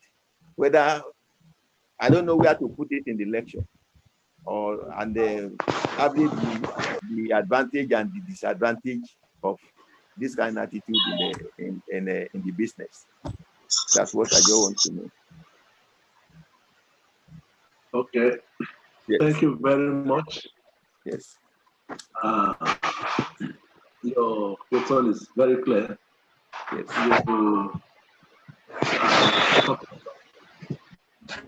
After a period of time, your customers will want to have some of your products on credit. Yes. Well, like I said earlier, if you have established your target market, yes, and you have studied competition, and you want to have a larger market share or to maintain your market share, there are these additional services that you need to provide to make your customer dear to you. And one of them is discounts, which we say they are usually on a shorter period of time, and also guarantee for your products. And part of it is also allowing time of credit, which is this collecting goods and pay later. So it depends on the market, you know. If you have a firm hold of the market, you know, and you know that will affect your capital, your resources. It's a strategy to have a higher loyal customer product. But again, like I said, you must know your customer. You must know who they are. You know, are they the decision maker? Are they the one that you can deal with? Are they trustworthy? Do they have the capability to handle such transactions? It's very, very important. I don't know to say something. Okay, sir. Did you get anything? Yes, I can pick some. I can pick some things. Thank you. Thank you. Yes. Yes. So we have all. That's a good one. Yeah.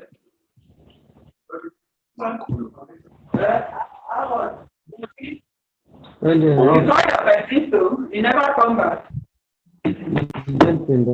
Huh? You come?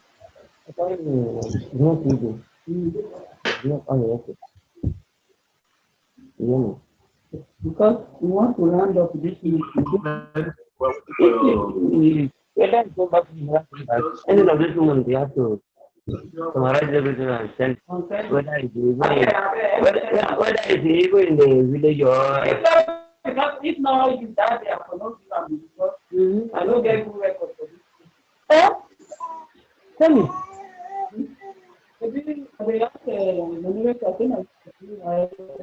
Before I even go to start the I didn't speak up. Go for You know, like that. Just get better thing and the questions? Are we okay?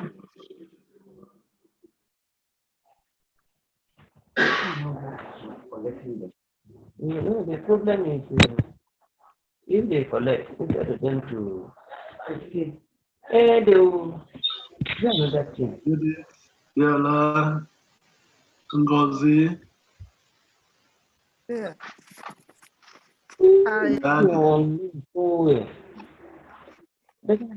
Hello, sir. Are we clear on all the topics? Hello. Hello. Yeah, I can hear you. Hello. Yeah, speak on. I can hear you. Okay.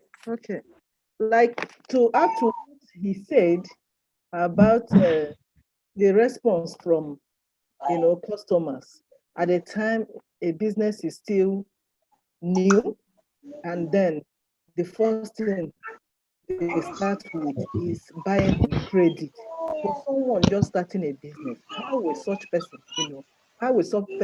cope in such a business that starts with give me, I will pay you so and so time? What can the person at that moment do to reduce this credit buying?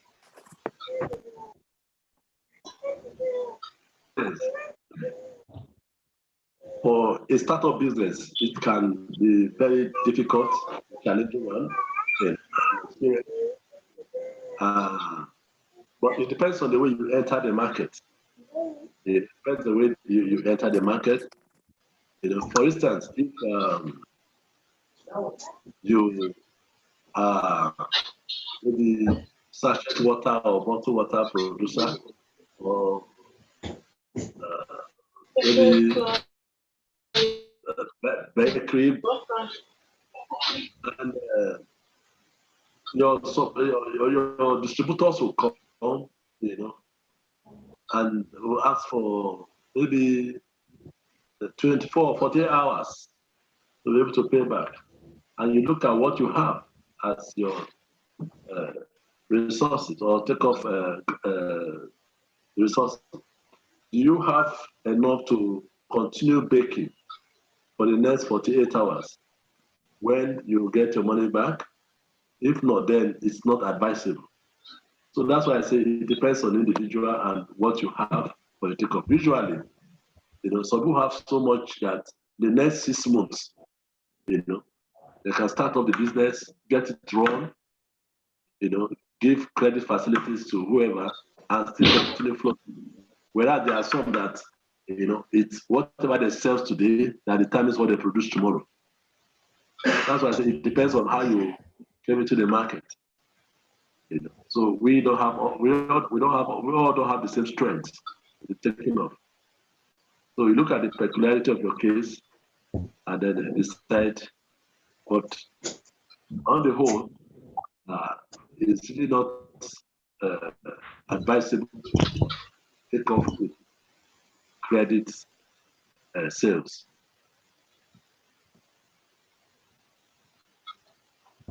Is that okay? Very well.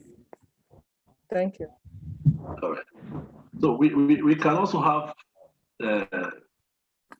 input from other participants. If maybe you are already in business, you want to share your experience with us, we can learn from each other. Maybe you are already in business and you have experienced one or two things that you need to share with us in marketing. We can hear you. We have this time for you.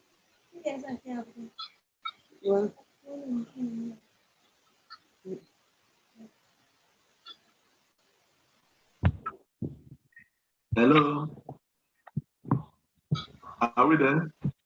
Marco Lodani. Yes. Can we get your experience if you're already there, the market? I'm here. No, if I know Good afternoon. my experience is this. I'm doing in business for 5 years. And if someone is buying your product and is buying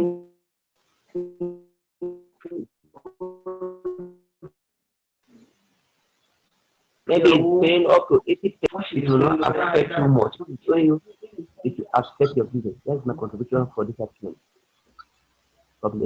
Thank you very much. Thank you very much. That's a good one. Can we have more others? Let's learn from one another. Let's speak out.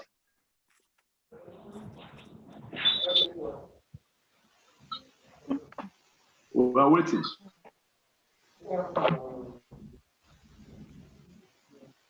Hello?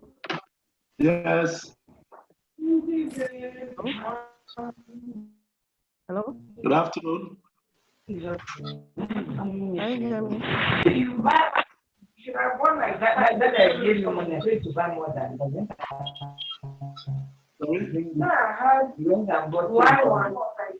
No, I didn't say one. Yeah. Okay, so you're keen up finally. It's keen up. I want to express point. I know they are. Yeah, they should.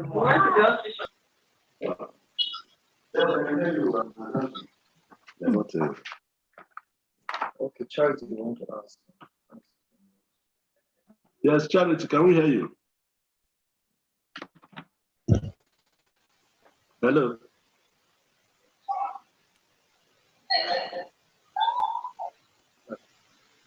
Unmute, please, Charity.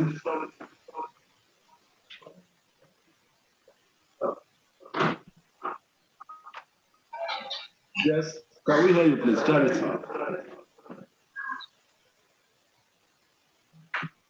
Are you there? I can hear you, but can you hear me? Yes, go on. Can you hear me? Speak louder. Okay. Yes, what I want to, my question goes like this. Sometimes in the business, some people, you would like to use POS for the transaction. And sometimes when you use the POS, and the money will not get to your own account, and the money will be deducted from the other person's account, and it become a problem. In such thing, now what will you do?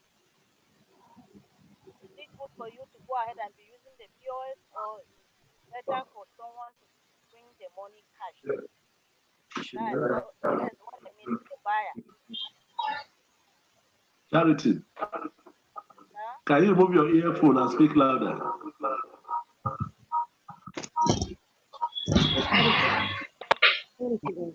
Answering question. Hello? Hello? Yes, repeat the question again. Yes. What I say is that at times in marketing aspect, maybe the buyer comes to buy from you, and maybe you use this POS for the payment, and sometimes you might use the POS for the payment, and money will not credited to your own account, and the other person's account has been withdrawn, and you have not received the alert. What I'm trying to say that, is it good for you to be using the POS in your business, or is good for you to go only for the cash? Thank you very much, Charity. Yes. There's something wrong with using your POS for I'm on night gun. sales. If you experience some technical issue or network issue, that has to be within you and your bank, and that can only be resolved. There are sales that, with the cashless policy now, you cannot be carrying much cash all over the place, and so transfer and use of POS is very important now in most businesses.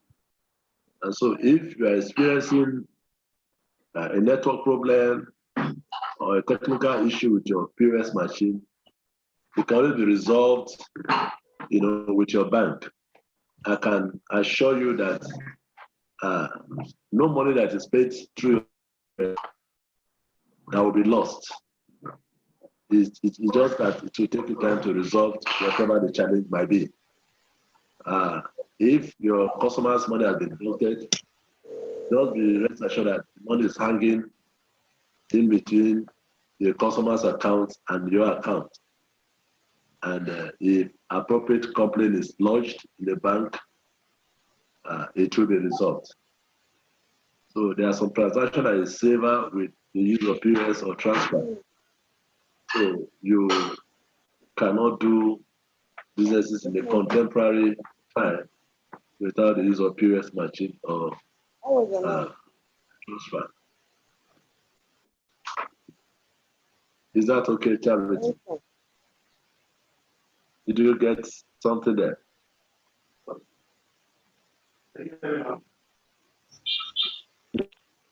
Madam Oyewale, I can see you very clearly. Amuda. Any input? Can we get something from you? Yes, Aunde. Hello? Yes, I can hear you. Okay. Mine is this.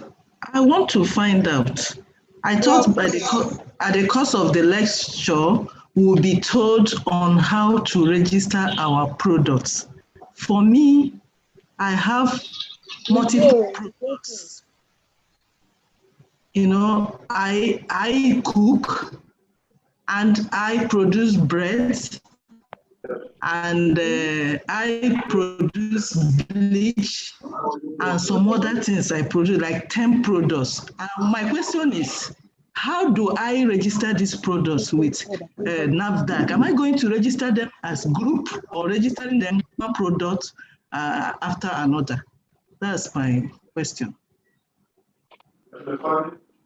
Okay. That will come up in the next lecture. Okay.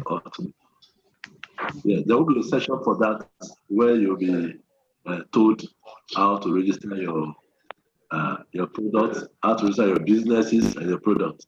You will be told by another expert in the next lecture. Okay. Thank you. Is that okay? Yes.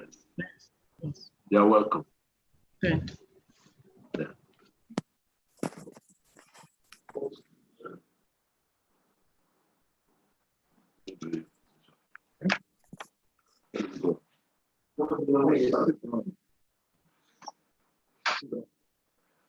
You don't have to sign up.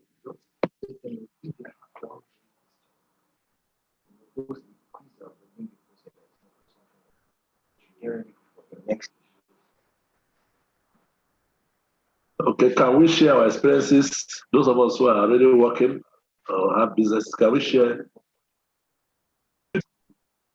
Are you having a business already, or you're about to start up? I have. What do you do? I have a business.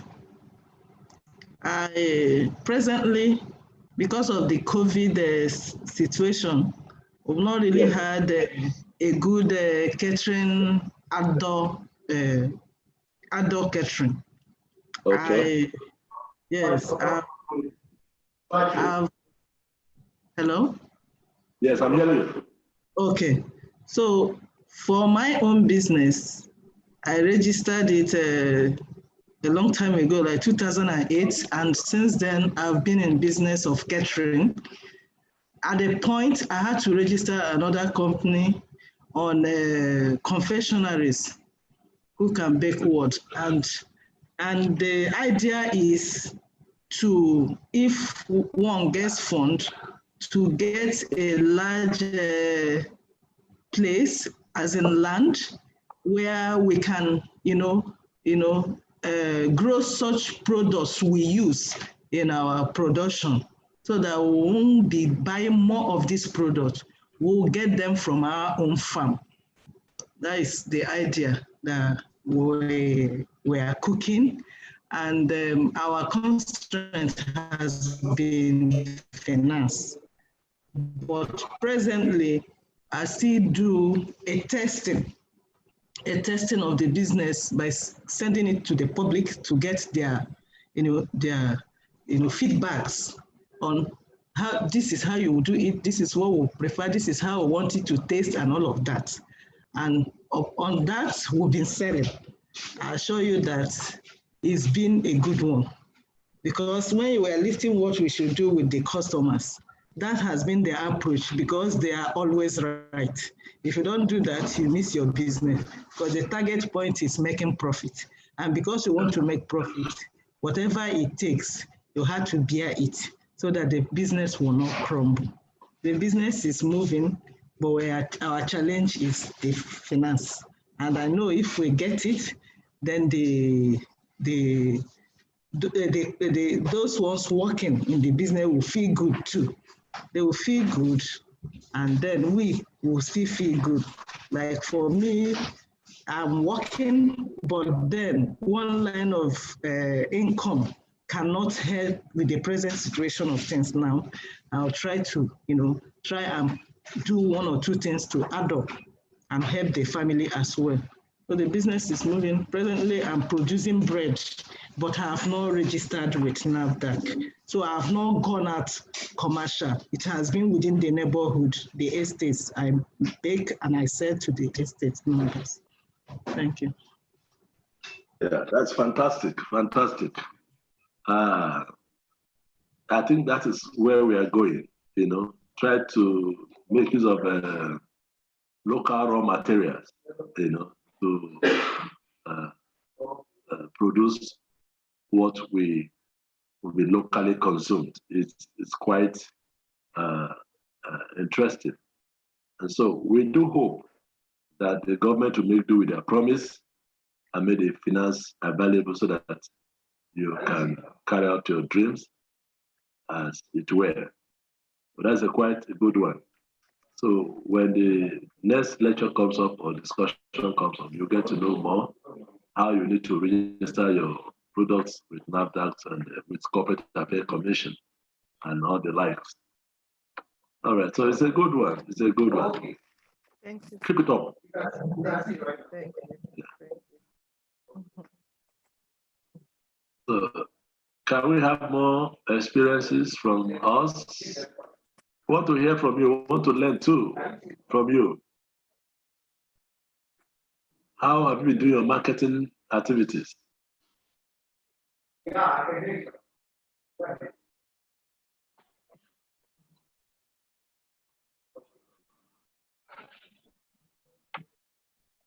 Yes, we are waiting.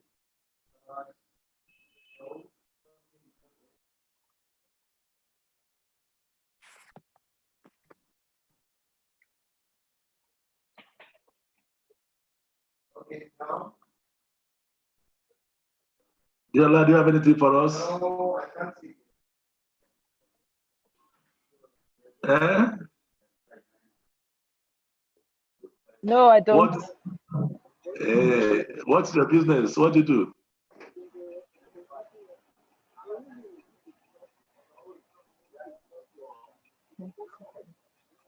Eh? Yeah, I can hear you. You have Farming. a trade? You have a trade? Yes. Yes. What do you do? Farming.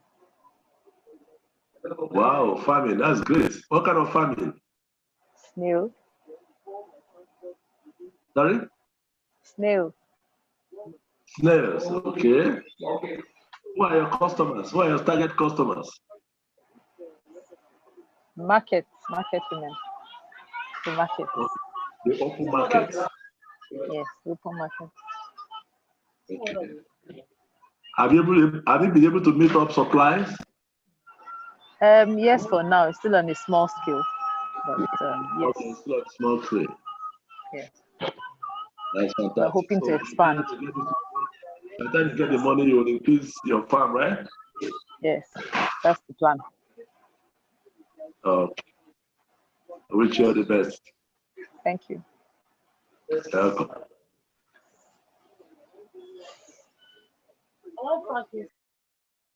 Yes, can we hear you?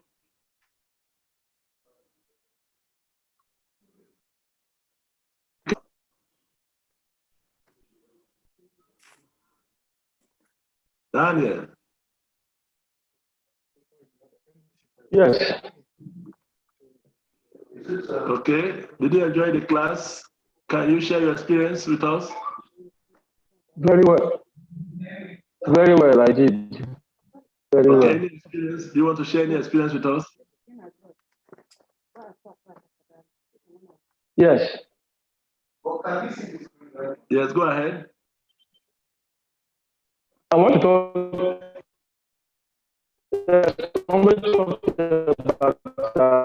those people that buy credit for new starters.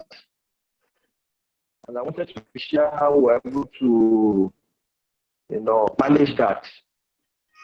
When we first started our first line of business, that is a bakery at a very small scale, some people will come and buy today. After a week, they want to buy on credit. For example, somebody that usually buys like 10 or 100 pieces of bread at 50 naira. Let's say every day he takes a supply of 200. A week after, he wants to take a supply of 1,000. Of course, common sense will say that is not possible. If he's taking 200, I want to take 1,000. So what you have is, instead of giving him that 1,000 he's asking for, I give him 300 so that you will do the exposure. In the event he does not come back with the money immediately, I want to take supply, you will not expose yourself too much. Then there are some that are not credible at all. For example, they do not depend on your bakery. If they come and your bread is still in the oven, they will stay. They will go to another bakery. But there are some, even if you tell them, come and invest one-on-one, as long as it's your product, they will stay. Some places you have to pay or say 1,000 naira extra. We don't give that 1,000, we can go the long way and give them 700, 750 to also make sure that they are happy and you do not expose yourself too much financially. because most of them will say, I'll quit tomorrow. When we want to take another one, that tomorrow for expense will not be tomorrow. You are sure you get your money during the week.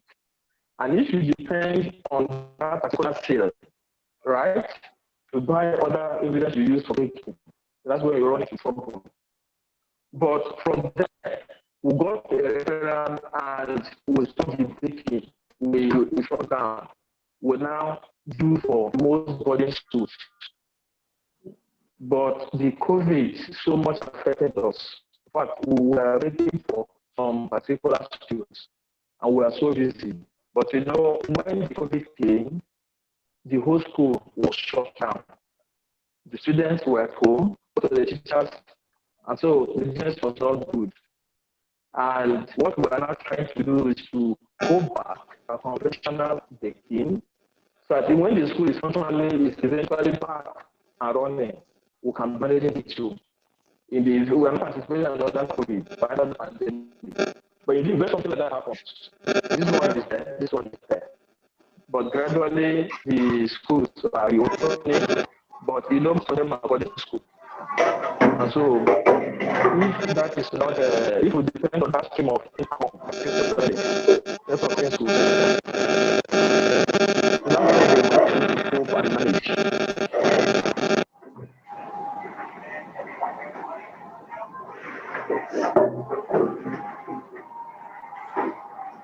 Hello, there's a hold back from here. Thank you. Hello? Thank you, Ben of Hello? That was a wonderful. Hello? Thank you. Thank you. Hello? Yes. Are you still on? Sorry, I'm struggling to hear you.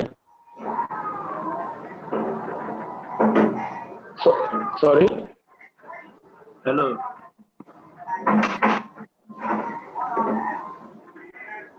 Hello? That's better, and I can hear you clearly.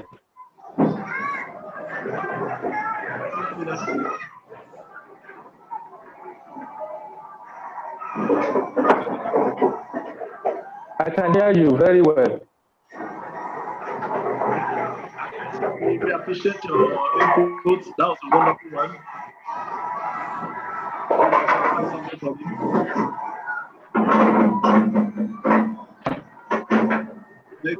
Thank you.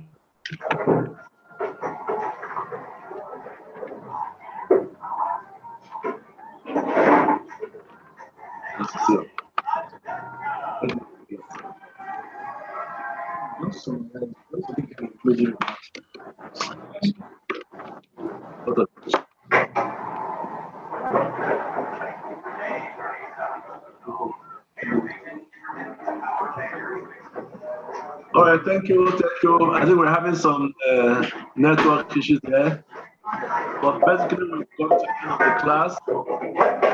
Quick posted form and to answer them, and we'll see we want to wish you all the best. Give us the treatment we're looking for. Thank you.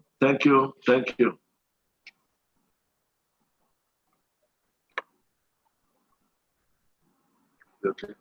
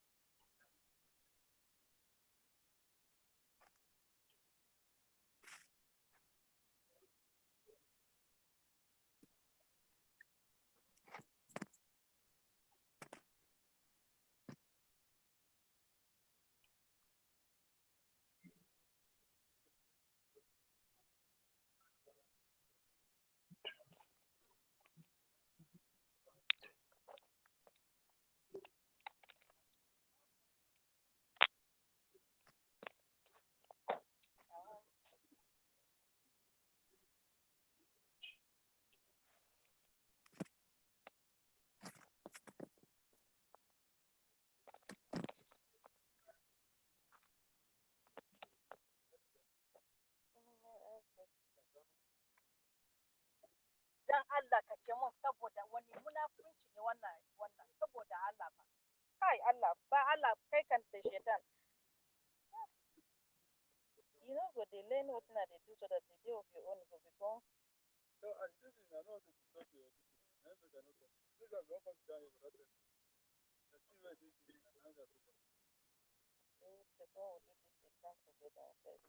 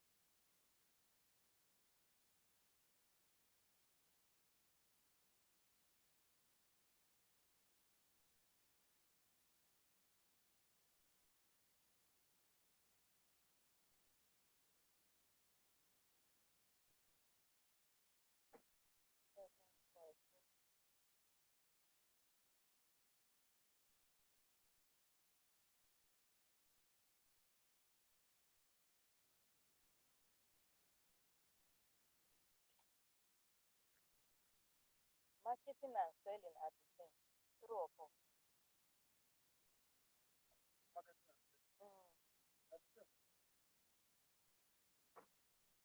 that one. Which of the underlisted is not a part of the extended marketing process? Correct answer. Okay. Pick the place. Well,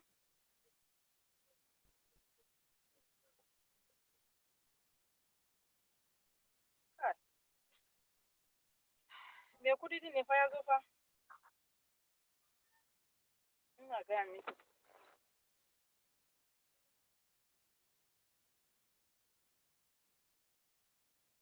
Na shiga uku. Amma ya wuce ko?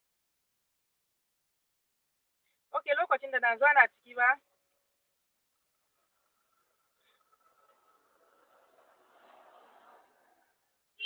Ayya. Iko ce na speaker kenan.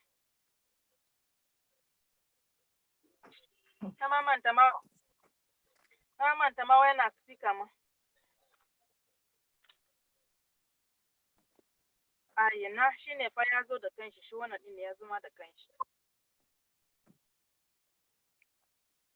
Ya mun karasa kwa ya ji haushi ya karba wancan din 20 din ya cire ya ji haushi ya tafi ya ci mun kawo mishi yanzu shi na ce to.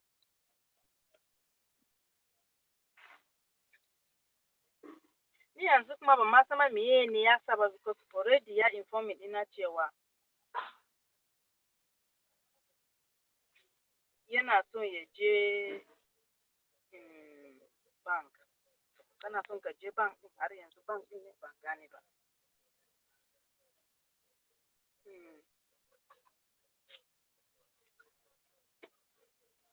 To shikenan.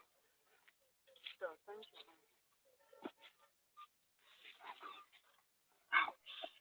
Where are you? Sit down, Matri.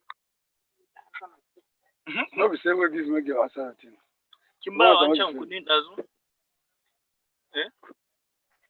Kin ba shi Steven? It also be deal.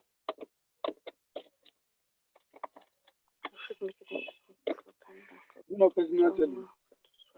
What they talk about is student Profit marketing is more important than customer satisfaction. No.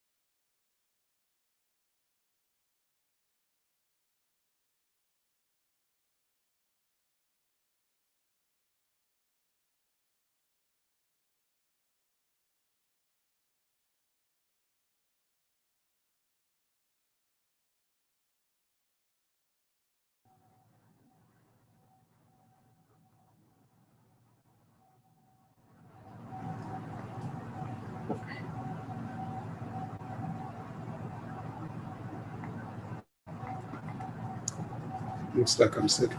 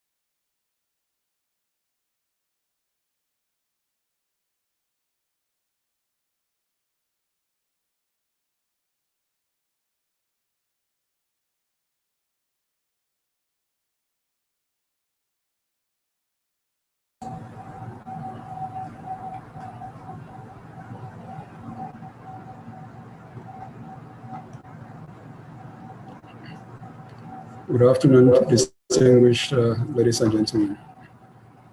Let me once again formally welcome you to today's session and the second paper for the day. I want to believe that you have all finished the post-lecture quiz, which we posted earlier, and of course gave ourselves a little time, 10 minutes I said, for us to be able to go through the quiz and then return to the class. So if you are done with that, let me say it's a pleasure and honor to be with you this afternoon, to be able to have this conversation with you. And as you can see from the screen, it's a practical session where I'll be putting you through the forms which we sent out to you to complete. I want to believe that all of you have gotten the forms already and you have completed. And there are some who are out of town who have not been able to reach so far. So having this lecture, the benefit of this lecture will definitely help you, essentially in understanding how you go about completing the form, because it's a critical part of the whole loan, the entire process in assessing the loan. Right. So we will take our time to go through it carefully. Those who have seen it already are familiar with it. There isn't much to it, but there are certain clarifications and explanations that we'll need to make in the process of completing the forms.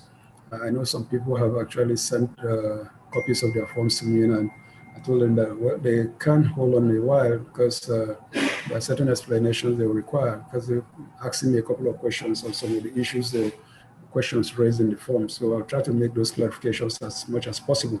So without wasting more time, we can go. I hope we still have enough people in the class. This is one of the reasons why we decided to take this paper today. As I explained earlier, we normally take it as the last paper for the week on Fridays, the last paper on Fridays. But because we have some Muslim brothers and sisters in each of our batch, and they normally take the excuse of going for Jumu'ah prayers anytime from after 1 on Fridays. So I thought we should do this today, going forward, so that on Friday we just take one paper and then everybody can go about their business after that. Right. Having said that, let's now continue with the paper. First, we'll now look at the learning objectives. What are the learning objectives? We'll highlight the importance of the AGMI's loan application form. These forms come directly from the National Microfinance portal. It's on their portal. It's one or two forms they have on their portal. but this is the one that we particularly use and recommend for our participants, our clients who are also those who might do the business plan with us and those who choose to do it on their own. We'll be talking more about it down the line. And then to understand the importance of each section of the form. Each section of the form is important because what we do with those forms, each section that you complete is like data, it's like raw data. When you're doing a research and you say primary research, you're doing primary research, which is information that you generate directly from respondents.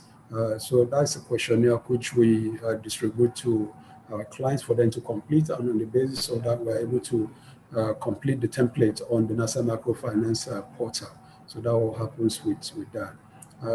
Thirdly, to explain the expected response for each section. Each section has an expected response, and then of course some of the explanations we'll give will also help you prepare for interview. We've had the experience of those who have had this training with us over the months. Each time they are going for the interview, they keep calling and asking questions and asking questions. These are questions that ordinarily, if they would have been in the class or have been attentive, they would have been able to understand and will not need to keep calling us back. If someone will be in the bank and then they will call in to ask, Doctor, what do you say about this, about that, about that? I said, well, you went through this training, and we expect that at least if you have been part of the training, you would understand. But most people are simply not interested in the class itself. They simply want the money, But then, of course, for you to assess the money, there are expectations. So we try to explain the responses you expect for each section, and then, of course, to help prepare you for the interview. And then the submission process, there's a submission process. We'll also discuss that component of it. All right, so let's get started.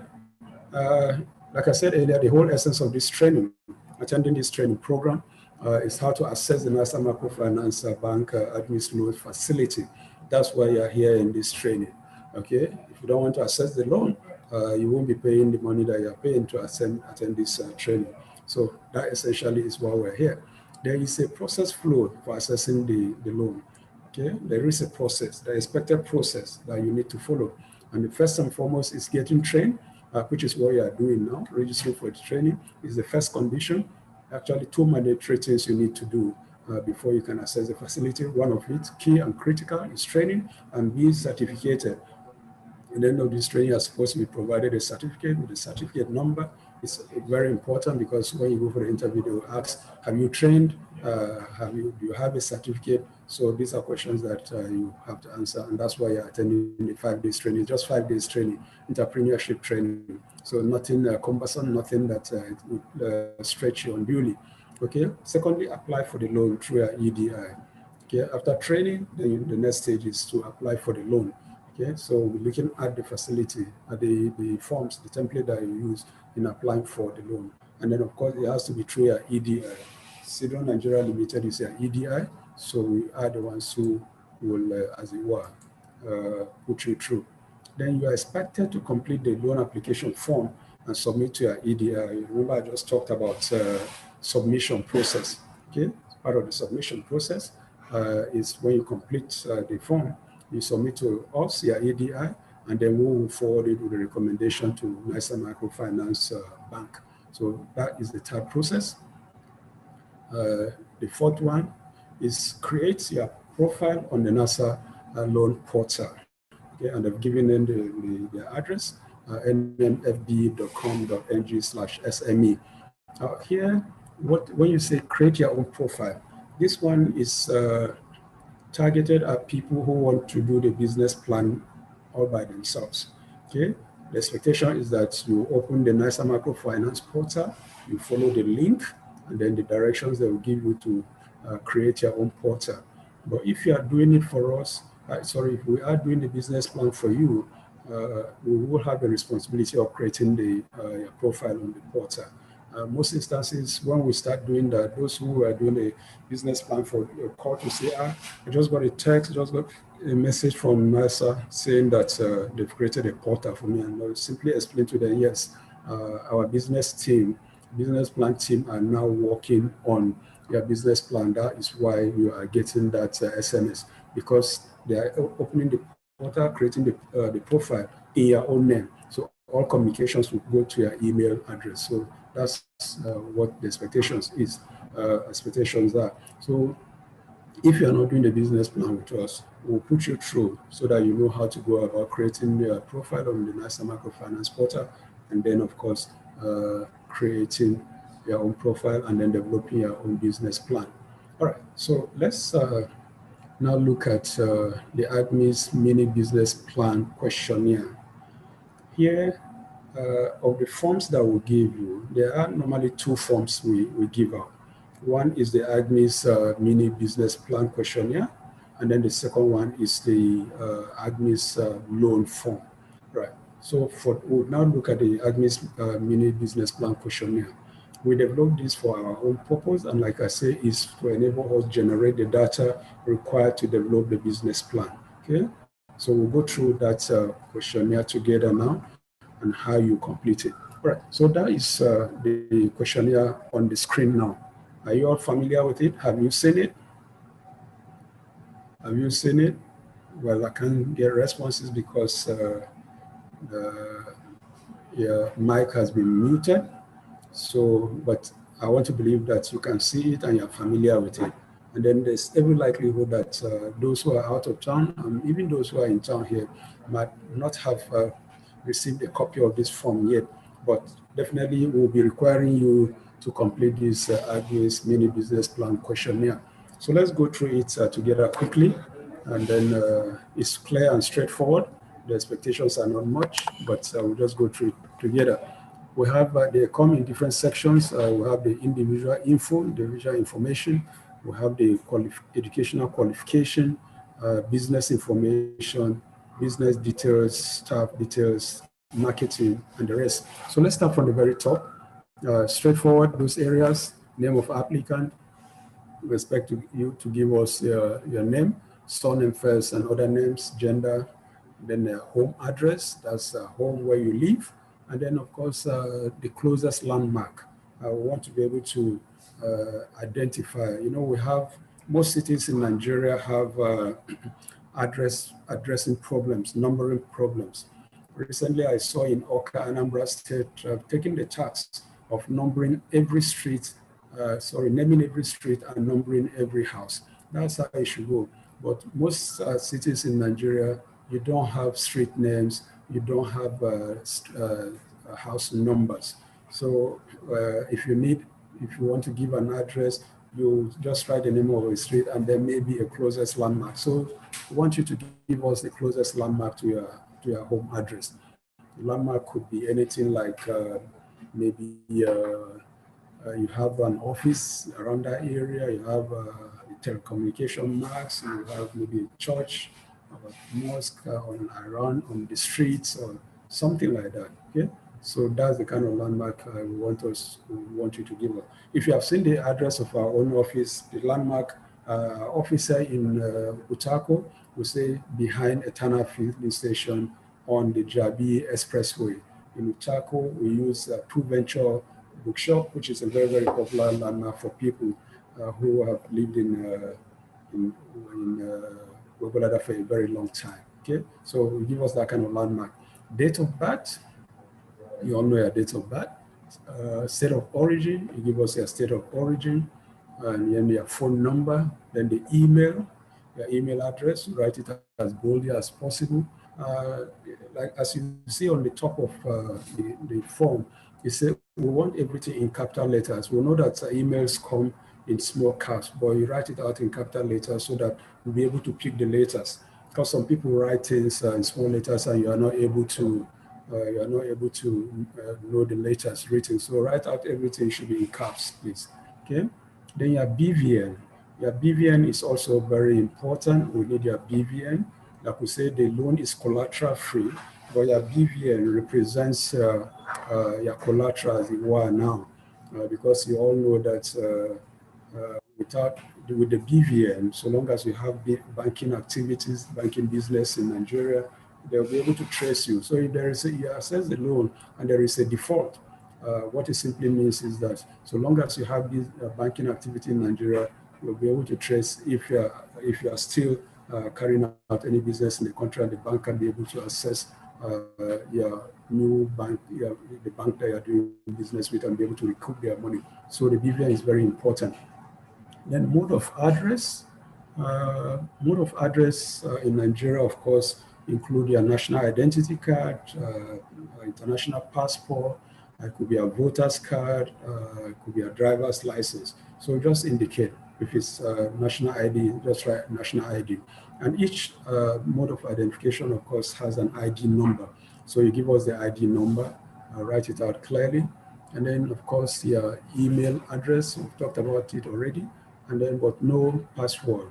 You don't have to give us your password, because when we are creating the portal, the profile on the portal, we'll create another email address for you, because they don't normally recognize the password that we use currently, because for them, their own passwords come with all manners of different combinations with alphanumeral figures and the rest of those things. So we'll create that to be able to access their portal. But when we are done with that, we'll always send you that email, the password, so that you are able to access your mailbox, your board with them anytime you want to access it.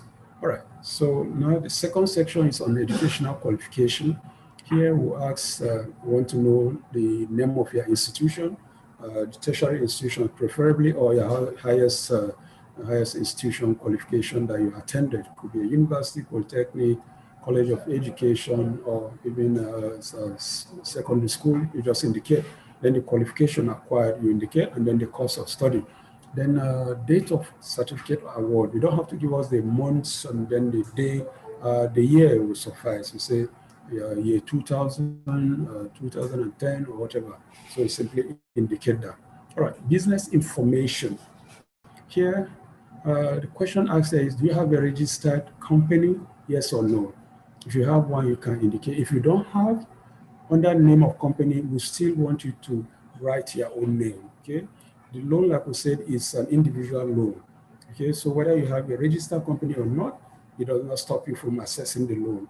But if you have one, you can indicate. But if you don't have one, simply give us your name, okay? So for that name of company, for example, you could simply write, if you don't have a registered company, you could simply write using one of the names of the participants. You could simply say Tobin's Venture, Tobin's Farm, or Tobin's Fashion House, and things like that. That could still suffice for us, okay? That is the name of your company. You will be identified as so.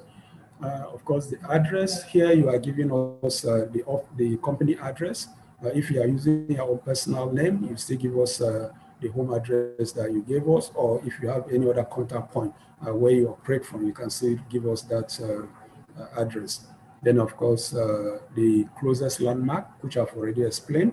Then the state. Here, the state is where the business is located, okay? Where the business is located or where you are located, you can give us that. Nationality, that's your country of origin, Nigerian, Ghanaian, whatever, you let us know, okay? Type of business. All right. Type of business here, people are going into various types of businesses. They have a list of the various businesses they actually supporting. So I'll scroll some pages on so that we'll look at the type of business, and then the business sector. We'll be able to better explain it when you have an idea of what they mean by that. Okay, so take a minute, so go quickly. All right, so on this page, if you can see the monitor, if you can see the screen, you see type of business activity. So it could be poultry, it could be fisheries, it could be tailoring, it could be furniture making, it could be printing, it could be catering services, it could be hairdressing, bakery, organic cream making, ICT, animal husbandry, carpentry, masonry, curb, electric pole making, block making, welding and fabrication, agric and agro-allied businesses. When I took the first paper, we discussed something about this. That's the type of businesses that we have in the country today. And all of these, I believe, were listed there. So that's a business activity. Okay, so the type of business, that's what it means. And then the sector, remember the other section is about sector. So sector could be agriculture. If you're in poultry and fisheries, for example, you are in agriculture. If you're in tailoring, the sector is fashion and design, because ICT and media, those also are sectors. Beauty and cosmetics. So yeah, if in organic cream making, you fall under beauty and cosmetics. And then of course, mining, artisanal mining, sand harvesting in the creeks and places like that. That comes under mining. Hospitality. Here you are looking at catering services, event management, cosmetics. That's we've already talked that. Beauty, talked that. Makeup artistry, they all fall under organic, and then organic cream making and the rest of those things. People who run saloons and the rest of them, and the cottage industry. So that is the differentiation. That's the differentiation between type of business and then the sector. So let's go back to our form again. All right. So type of business. So I'll show you the various types of businesses, and then of course the business sector, right? So you'll be able to identify the kind of business you want to go into and then write it out for us. Stage of the business. What stage is the business? Is it a startup or is it an existing business? Okay. I remember when we were discussing my first paper, we did say that startups are businesses that you simply have an idea of. It's in your mind, you haven't put anything on ground yet. That is a startup. Okay, you have that idea, have that initiative. This is something you want to go into, but you haven't started. There's no block on ground. That's a startup. But existing business is one that you have already started doing something, even at the most rudimentary level. Okay, remember I gave an example. I say, if, for example, you want to poultry, if you have 2, 3, or 5 chicks in your backyard that you rear and then sell during occasions, during festive periods, of course, it's already an existing business, because you intend, when you are assessing this loan, what you simply say is you want to expand that business. Okay, so you want to expand from just 2, 3, 4, 5 chicks around the place to a larger poultry farm, or you have one sewing machine in the house where you sew things for people, come, take their measurement and sew things for them. That is already an existing business. Okay, you want the loan now to expand, to go beyond just one machine in your sitting room to 5, 6 machines with all other types of equipment necessary for the fashion industry. That is an existing business. Years of operation simply indicate the number of years you have been in operation. Okay, business vision, business mission, business objectives. All right. Most of us who have worked before are working, or who have seen the brochures of organizations, companies, and the rest of them. If you open the brochures, one of the first things that you see is the business vision. Okay, it says what the vision of that business is, right? Business visions, mostly the way I always like to explain it is a larger picture, what you want to be, where you intend to be. Okay, sorry, just a minute.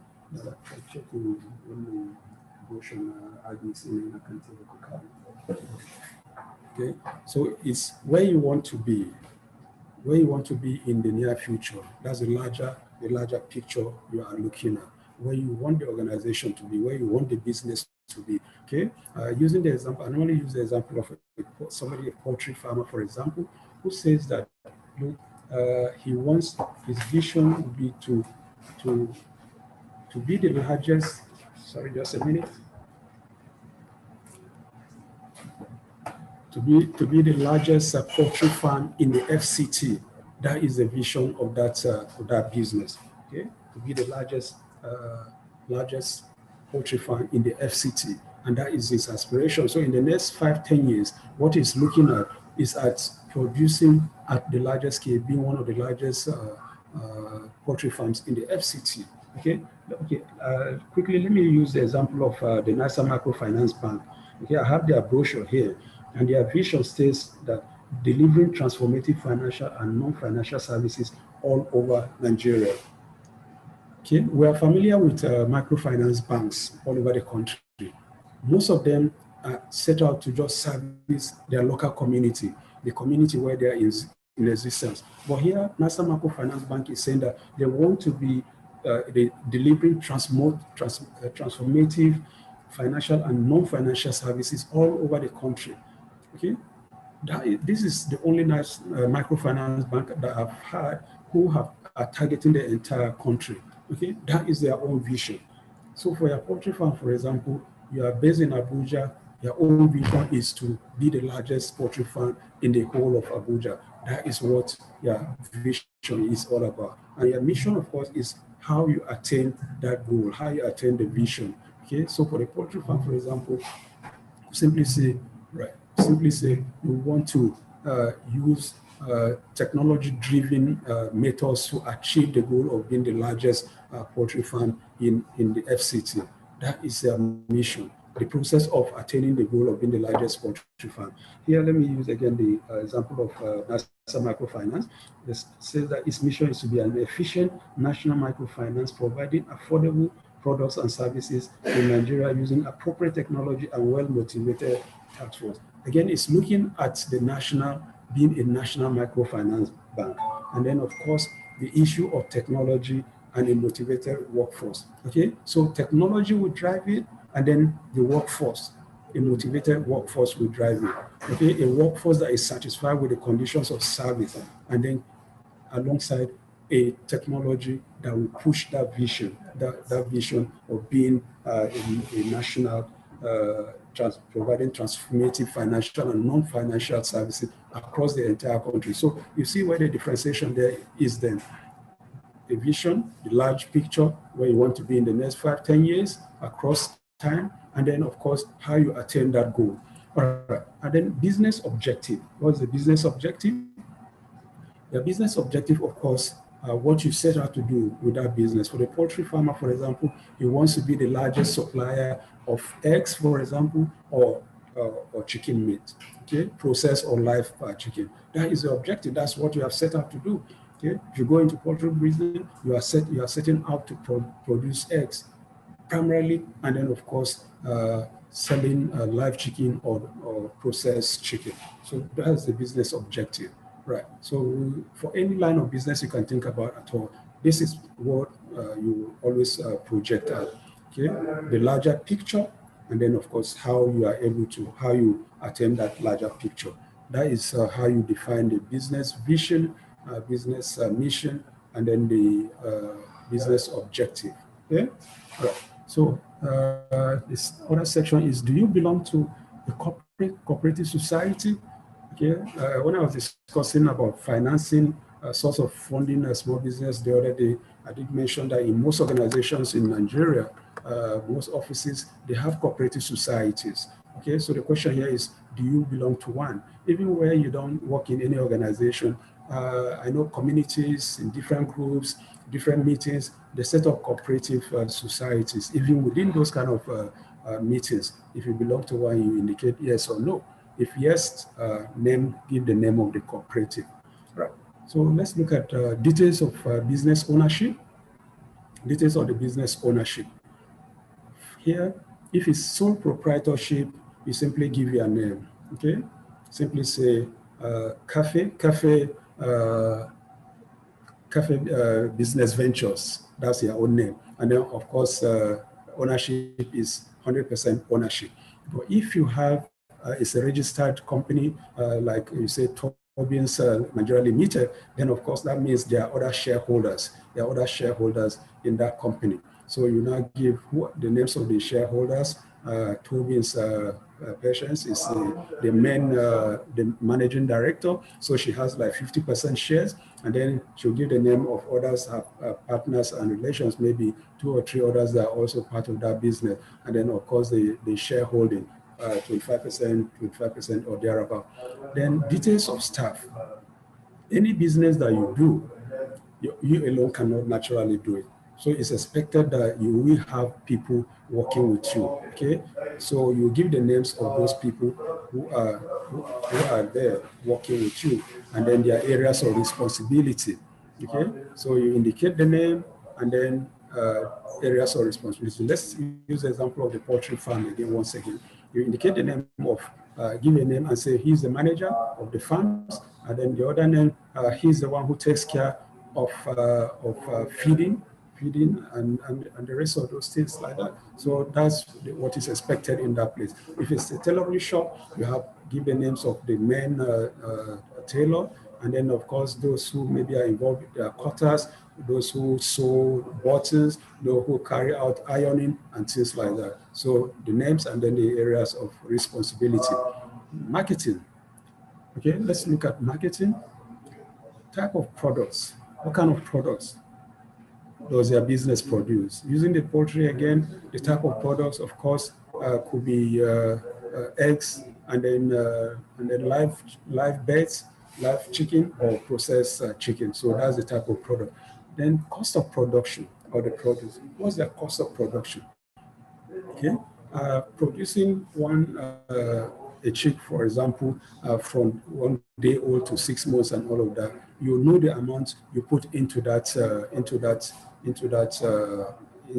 feeding and into rearing that chicken. So you'll be able to give us an idea. You'll be able to give us an idea of the cost of rearing a chicken from day old to 6 months old chick. Okay, by the time you put together all the indicators, all the indices, all the ingredients and materials you use in supporting that chicken, you'll be able to have an idea. Okay, price of selling price of the products. How much do you sell the products after putting this amount of money? Okay, a crate of egg, for example, that comes maybe in 24 to dozen, you could be selling it, for example, at 800 naira. Okay, 800 naira, and then target, then the selling price. How much do you sell it? Okay, you could produce at 800 and then sell at 850. Okay, so that those who are buying at 850, who now do the retailing, can now also be able to add their own and sell maybe at 800, at 900 naira per crate, or thereabout, or sell in bits and pieces, depending on how they want to carry out their trade. Then targets, the target audience, target customers. Here, the target customers could be the entirety of FCT, for example, or if you are located in a place like Kubwa, Buari, Gogolada, any of those places, you could indicate that locality. But most poultry farmers, for example, target the larger Abuja market, which is close to like over 6 or 10 million people. So we are looking at a very, very large market, as it were. Okay, location of the business. If it's in FCT, you can tell us FCT, Kubwa, Buari, Gogolada, wherever. Okay, if you're out of town, whichever location you are in Lagos, it could be in Surulere, it could be in Moshi, or any of those locations. But then the target market, of course, is the entirety of Lagos, which is over 21 million people. All right. So that is how you complete that section of the form. I hope it's clear enough. We'll take the second page and then we'll give a little break and then we'll discuss, ask questions. All right. SWOT analysis. This is where people normally have 1 or 2 little challenges, and most times we tell them that, well, if you don't understand it much, you can leave it, and then our business plan team will handle it. But we also prefer, because at the end of the day, you will be expected, you will be required to, when you go for interview, you will be given the form again to complete, and some of these issues might come up and you might need to explain it. So people keep calling us to find out, how did you do the SWOT analysis the last time? Okay, SWOT analysis, we're all familiar with. If you have done any research work before, one of the few things you are asked to do is a SWOT analysis. SWOT is an acronym that stands for strengths, weaknesses, opportunities, and threats. Okay, so what you are looking at is any line of business that you are going to, you are bound to have certain strengths. That's your areas of strength. Okay, and then of course you have areas of weakness. Okay, the strength and the weaknesses, these are internal matters. They are internal to you. I'm sure when you did, my colleague Omachi the other day discussed a similar thing with you, the SWOT analysis, and he told you about strength and weaknesses being internal. Okay, those are internal to you. Those are things that are within your control. Okay, then opportunities and threats, those are external. Okay, those are things that are beyond your own control. But these are things that you could take advantage of or recognize them and see how you can overcome them, okay? Within every situation we find ourselves, there are threats. Within every threat, there is an opportunity. That is the basic saying, okay? We're in a COVID situation now. People are talking about people losing jobs, business is closing down, but you find that new opportunities are also opening for some other people. So while some people are groaning and fusing about losing their job, others are using the opportunity created by this crisis to start new lines of business and to build new lines of life for themselves. So these are very, very critical. They're very, very attentive. They're very, very observant. Will always take advantage of any threat they find within the society or within the community or the country. So that is what SWOT analysis helps you to do. Any situation you have, any business you want to go into, quickly do your own SWOT analysis, okay? Look at your strengths. What are my areas of strength? Okay, how can I capitalize on these areas of strength to achieve what I want? Okay, what are my weaknesses? What are the things that I lack? Okay, that I need to obtain to be able to capitalize on it, to be able to build on, to achieve my goals. So these are things that you need to look at. Then opportunities. What are the opportunities within the community, within the society, either in terms of government policy or in terms of other openings that are there that ordinarily one would not notice, but if close observation will open up those doors for you and say, oh, these are opportunities. And with these opportunities that has opened up in terms of government policy and things like that, I can ride on it to attain the goals I want. And then, of course, the threats. What are those things that are threatening this line of business? How do I overcome them? Well, so let's use the example of the poultry business that we have been using for some time now. Okay, so your strength, you want to start, you are in a poultry business, or you want to start a poultry business. What are your strengths? Why do you want to go into it? Okay, it could be that you had your training in agriculture, or you have worked with some people previously in that line of business. So one of your key strengths are that you have highly qualified and dedicated staff who are working with you, or who you can pull together to be able to achieve that goal that you have set for yourself. That is an area of strength, okay? Your qualification and then your experience and those who work with you, okay? It could be the excellent marketing and managerial skills that you have, okay? Because you have done this thing before, you are starting your own now, you know the market, you know the skills, the managerial skills you require to manage such a line of business, okay? That is a strength, okay? And then, of course, you have strong technical know-how, of the business. They can hear him, so should listen. Okay? Doesn't have to shout. Okay, so these are things that this strong technical know-how of the business. So that is something that is a major strength for you there. Okay, the weakness. What are the likely weaknesses? What are your weaknesses? What are your weaknesses within the market, within that line of business? In poultry, for example, one of your weaknesses could be that because you are just starting up, you could have poor distribution network.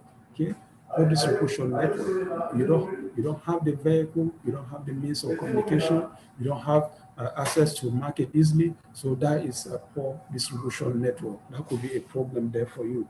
Okay, then insufficient funds, and that is why you are, for example, applying for this loan now. You don't have sufficient fund. You don't have sufficient fund to be able to run that business. Okay, so you are now trying to obtain the funds, the necessary funding to be able to push that line of business. And then, of course, since you are maybe just new in the market, your own brand is not so popular. So we are trying to see how you'll be able to build a much bigger and much brighter brand than what you have currently. Okay, so that is the weakness there. Then let's look at the opportunities. What could be the opportunities that you have in running the poultry business? Right. So opportunities could be favorable government policy for agriculture. We're all aware that today government has banned importation of poultry and poultry products. Okay, which means that the entire Nigerian market of about over 200 million people is there to be taken, is there to be assessed, is there to be captured. Okay, and that's why we have so many poultry farms today, poultry farmers today in the country. Okay, because of favorable government policy. So that is an opportunity Okay, the moment government ban importation of chicken, you know that there's a big market for us there, and we can't be able to access that market and then attain the goals that we want to achieve. Okay, so that is a major opportunity. Then there's an already existing market. There's an already existing market. The over 200 million Nigerians that we have, that's a very large market. People all over the world, people are targeting the Nigerian market because of its population.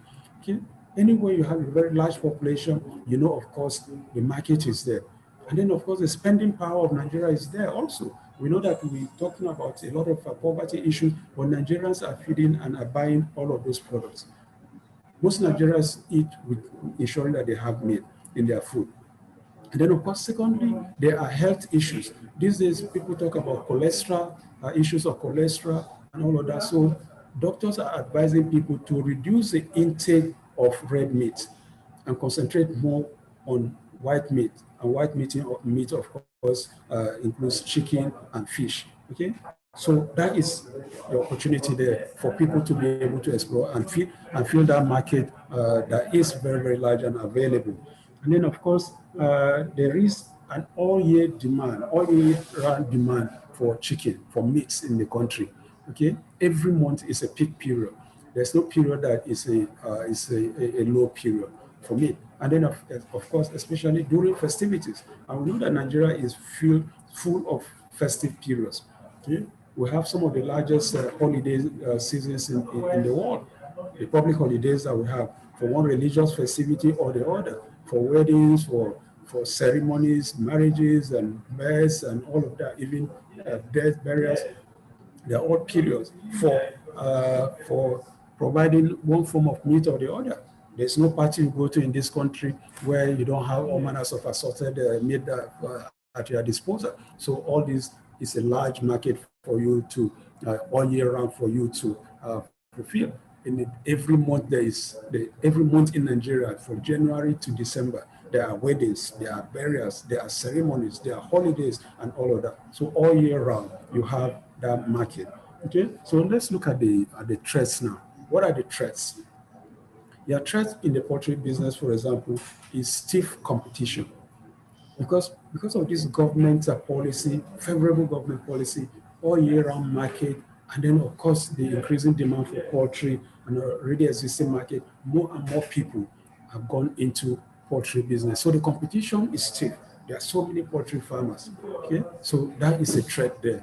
So if you are going to remember when we discussed my first paper talking about entrepreneurship, and we said the moment there is existing competition, if you are going in there, then make sure that you are going in to make a difference. So if you are going to go into poultry farming, of course, know that you are going to meet stiff competition, but then you are going to make the difference if you are bringing something new and critical. Okay. Then there is the issue of insecurity in Nigeria today. All over the country, there are threats. People hardly go to farms anymore because they are being kidnapped off their farms. Just today, I was discussing with a colleague of mine. His son is into large-scale farming with a group of colleagues. Their farm workers were just kidnapped some few days ago, and everybody in that community is under some kind of threat because they haven't released them. They are making all manners of things. These are farm hands, you know? So that has driven so many people away from their farms. I have a friend, when he was retiring, he went and bought a very large land in Kaduna with silos and all of that. Up to today, that land is vacant. He wanted to go into poultry farming and then maize grain farming and all of that, but he couldn't because of the threats of kidnapping. So these are threats.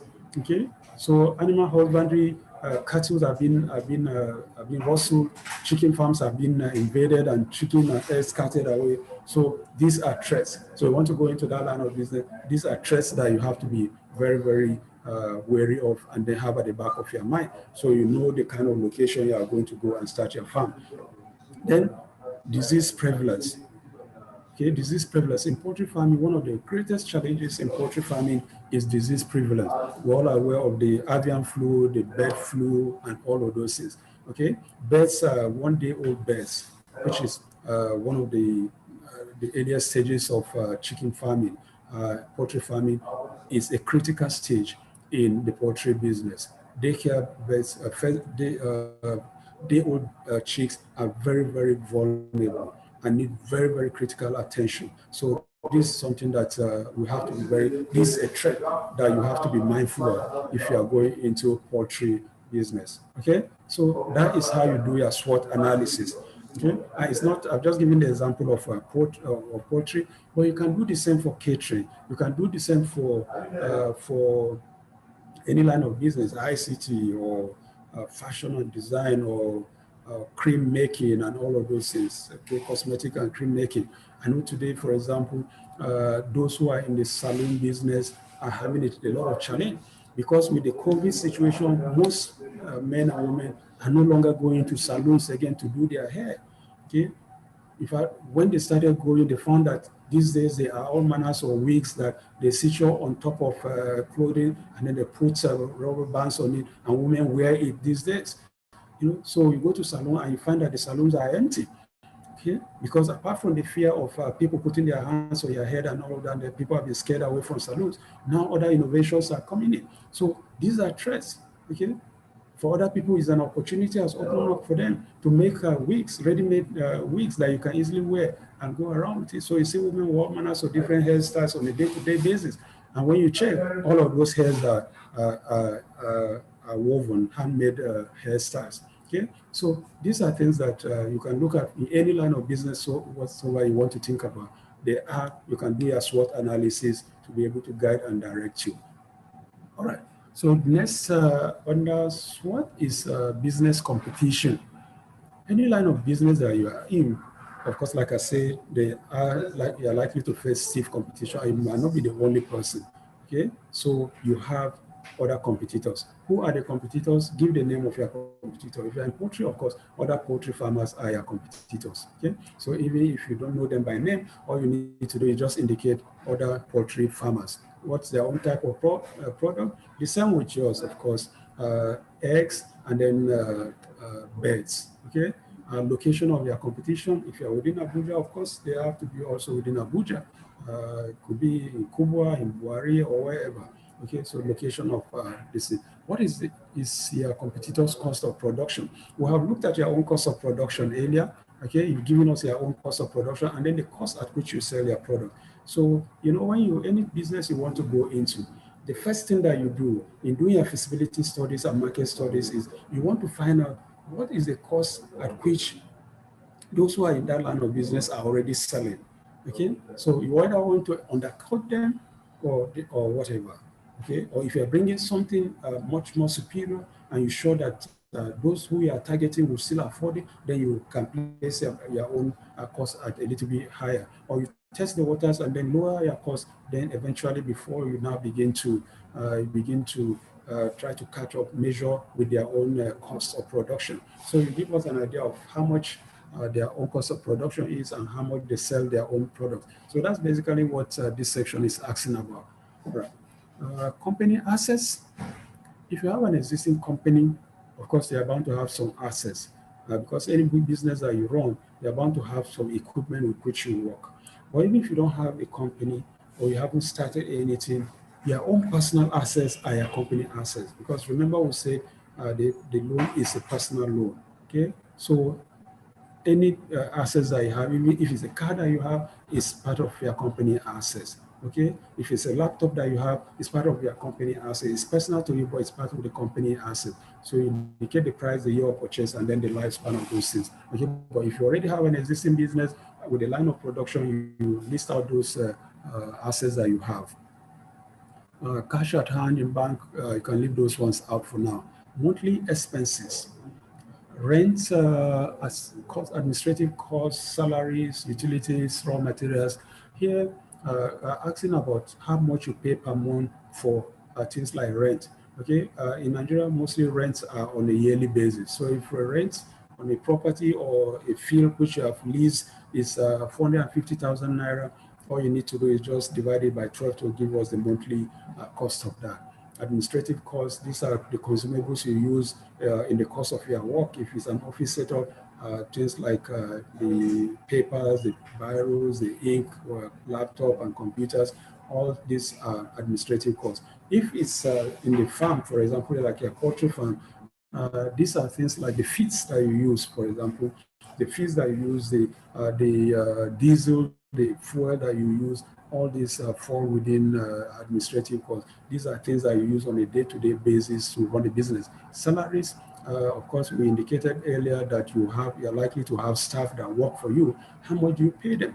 If on a yearly basis, within a year, you are paying a salary of 500,000 naira for 5 staff, all you need to do is divide it by 12, and then you'll be able to give us how much you pay collectively for the 5 staff on a year-to-year basis, okay? And the same with the utilities. Utilities are paid for your water bill, for example, light, for example, and then how much you pay per annum for that, and then, of course, aggregated, divided by 12, and then you get those figures, right? So that's how you are able to do the calculation for monthly expenses. It's straightforward as that. Loan requirement, how much do you require? How much you require for the loan? I'll be looking at that at the next paper. So what you do is, by the time we looked at it, it will give you an idea of how much you require here. But like we say, for startups, the maximum amount you can access is 5 million. And for existing business, the highest amount is 10 million. So you can simply indicate it here. The loan tenure is 7 years. That's the loan tenure. That's the maturity period. Do you have an existing loan? Yes or no? If you have a loan with a cooperative, have another loan with a bank, they'll want you to indicate it in the bank, especially because the BVN, which you are giving, will be able to throw it up. If you have an existing loan, it will show in the check on your BVN that you have an existing loan. And most banks really are reluctant to give loans to individuals because of financial embarrassment, because of financial burden on them. They want you to be able to go to your home at the end of the month with something to be able to sustain yourself and your family. So ordinarily, they wouldn't want to burden you with so much loan.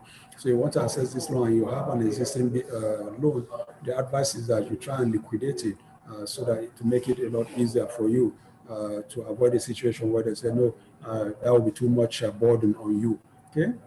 If you have a loan, then you indicate the financial institution, you indicate the expiry period and expiration period, and then the name of the financial institution. Okay, so it's important that we have that at the back of our mind. Loan utilization. All right, so when you obtain the loan, the next one we'll be looking at, we'll discuss things about loan utilization, but we can as well discuss it here. You'll be working on the 2 forms, side by side. So let's look at it from here to be able to guide you in the other form also. Rent. We've already talked about rent. Is it a field? Is it a land that you are renting or leasing? We indicate how much you are leasing the land for a year, 1 million, 1.5 or thereabout, you indicate. Administrative costs, of course, you have already done the breakdown on the monthly, so you know what the yearly administrative cost is. Utilities, the same. Same also with the equipment that you use. What's the value of the equipment that you use? You in rice processing, how much is the cost of destoning rice, polishing machine, and all of those things. So you indicate the raw materials that you use for your production, you indicate, right? So that's straightforward as that. Then referees. I will expect you to give us the names of 2 referees, okay? And then their phone number and addresses. So it's very important that we have that. Don't miss that one out. Even if you're not able to complete the other sections, but you have to give us the names of your referees. All right.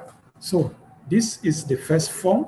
So what we'll do, we'll take a short break now. We'll open the platform so that if you have any question to ask, you can ask the question, and then I'll respond to it before we go to the next form. Right? Okay. Thank you very much. So we'll open the portal now, and then we'll do that. Okay. All right.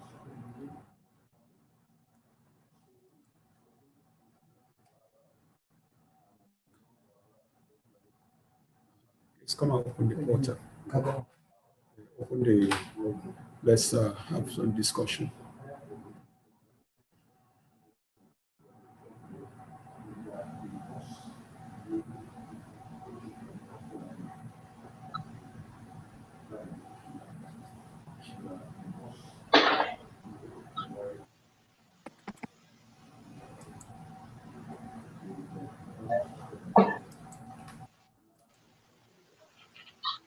Yeah, I can see a question from Kefe already. Am I calling the name correctly?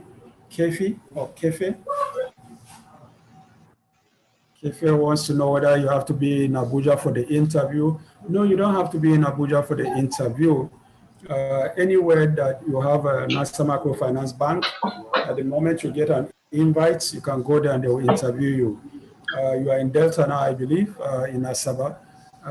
Like I said the other day, we have National Microfinance Bank offices in all NIPOs. So I'm sure if you go to any NIPOS office or the main NIPOS office in Asaba, you'll see a National Microfinance Bank there, and they'll be able to interview you there. Is that okay? You can unmute your mic, and so that we can have the conversation. Jeffrey, are you okay? Let me hear you. Did you understand? Yes, can you hear me? Yeah, I can hear you. Okay, I'm actually in Warino, Asaba. Oh, yeah, in Warri, Yes, okay. but Warri does have a nice post office though. All right, if you go there, I'm sure you'll see a nicer microfinance bank there. They have offices in all NIPOS offices. Okay, sir, thank you. Welcome.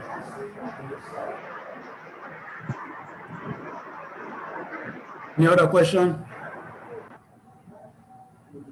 Any other question? Unmute your mic and then let's hear from you. If you have any question on the forms the first form that we just discussed. I know it's straightforward enough, right?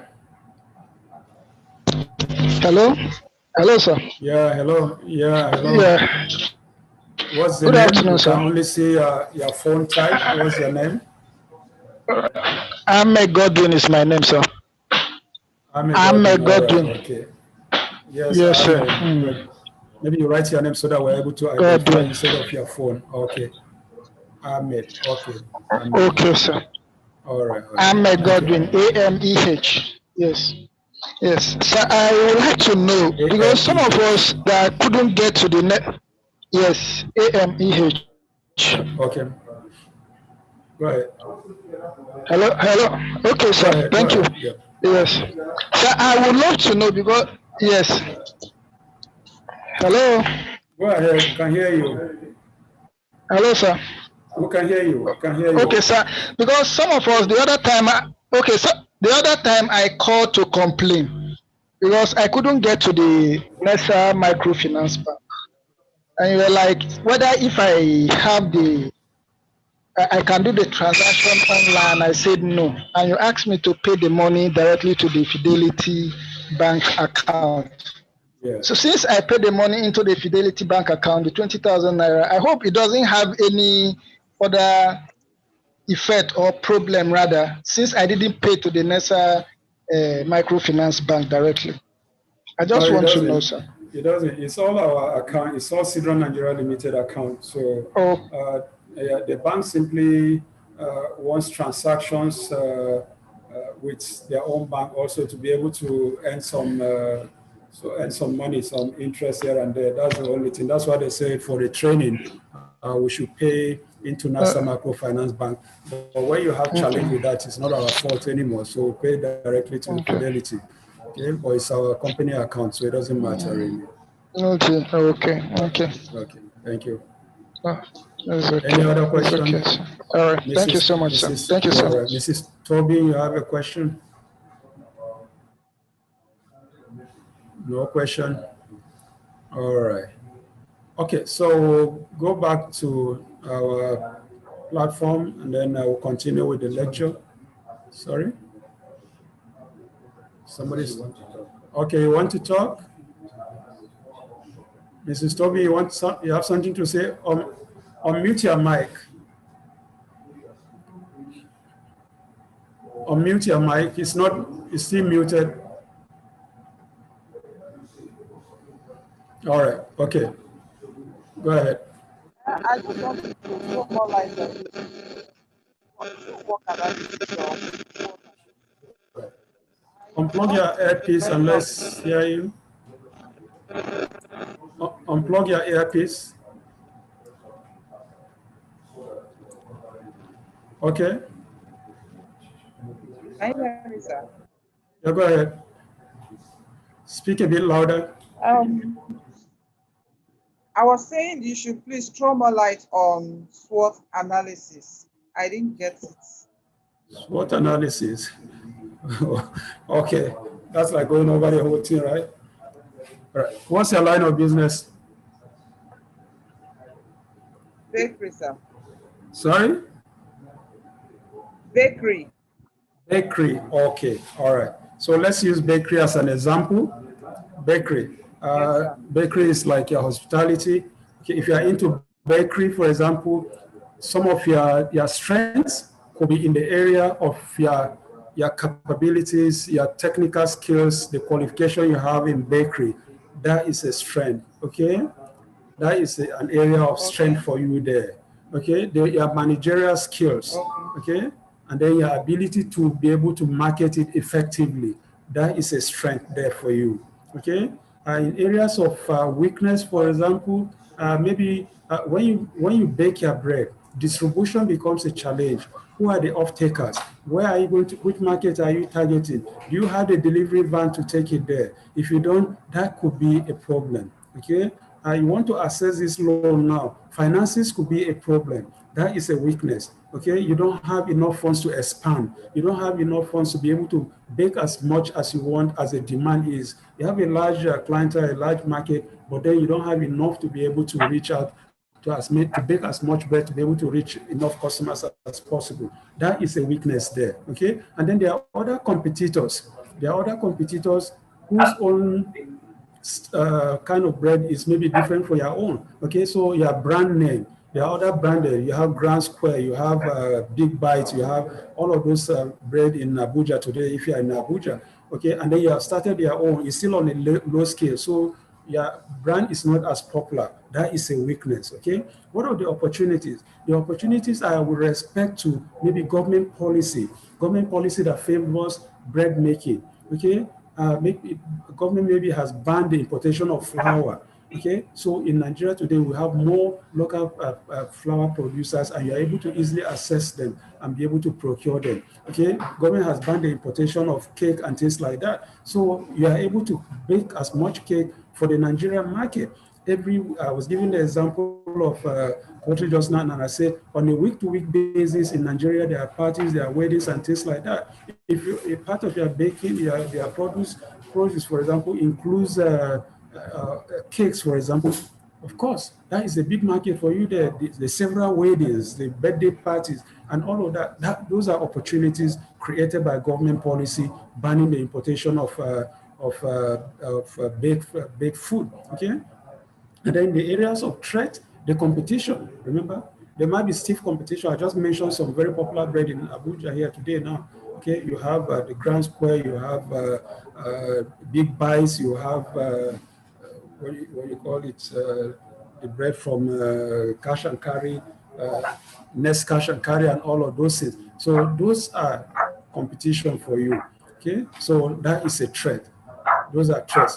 And then, of course, there are other threats around the place that you will be able to list with respect to the kind of threats that you are facing. Okay, so those are some of the things that you look at in SWOT analysis.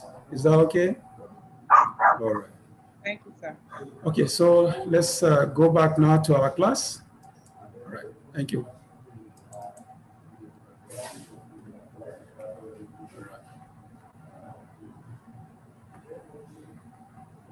All right, so we'll finish this. So the next one, we're looking at the next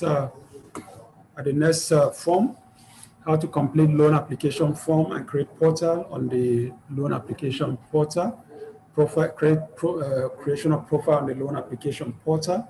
All right, here, as I said earlier, on the NISA microfinance portal, there are two loan application form templates. Okay, one belongs to NISA itself, but it's a little bit on the complex side. And then the second one, which we'll be looking at now, is owned by Simplified Credit.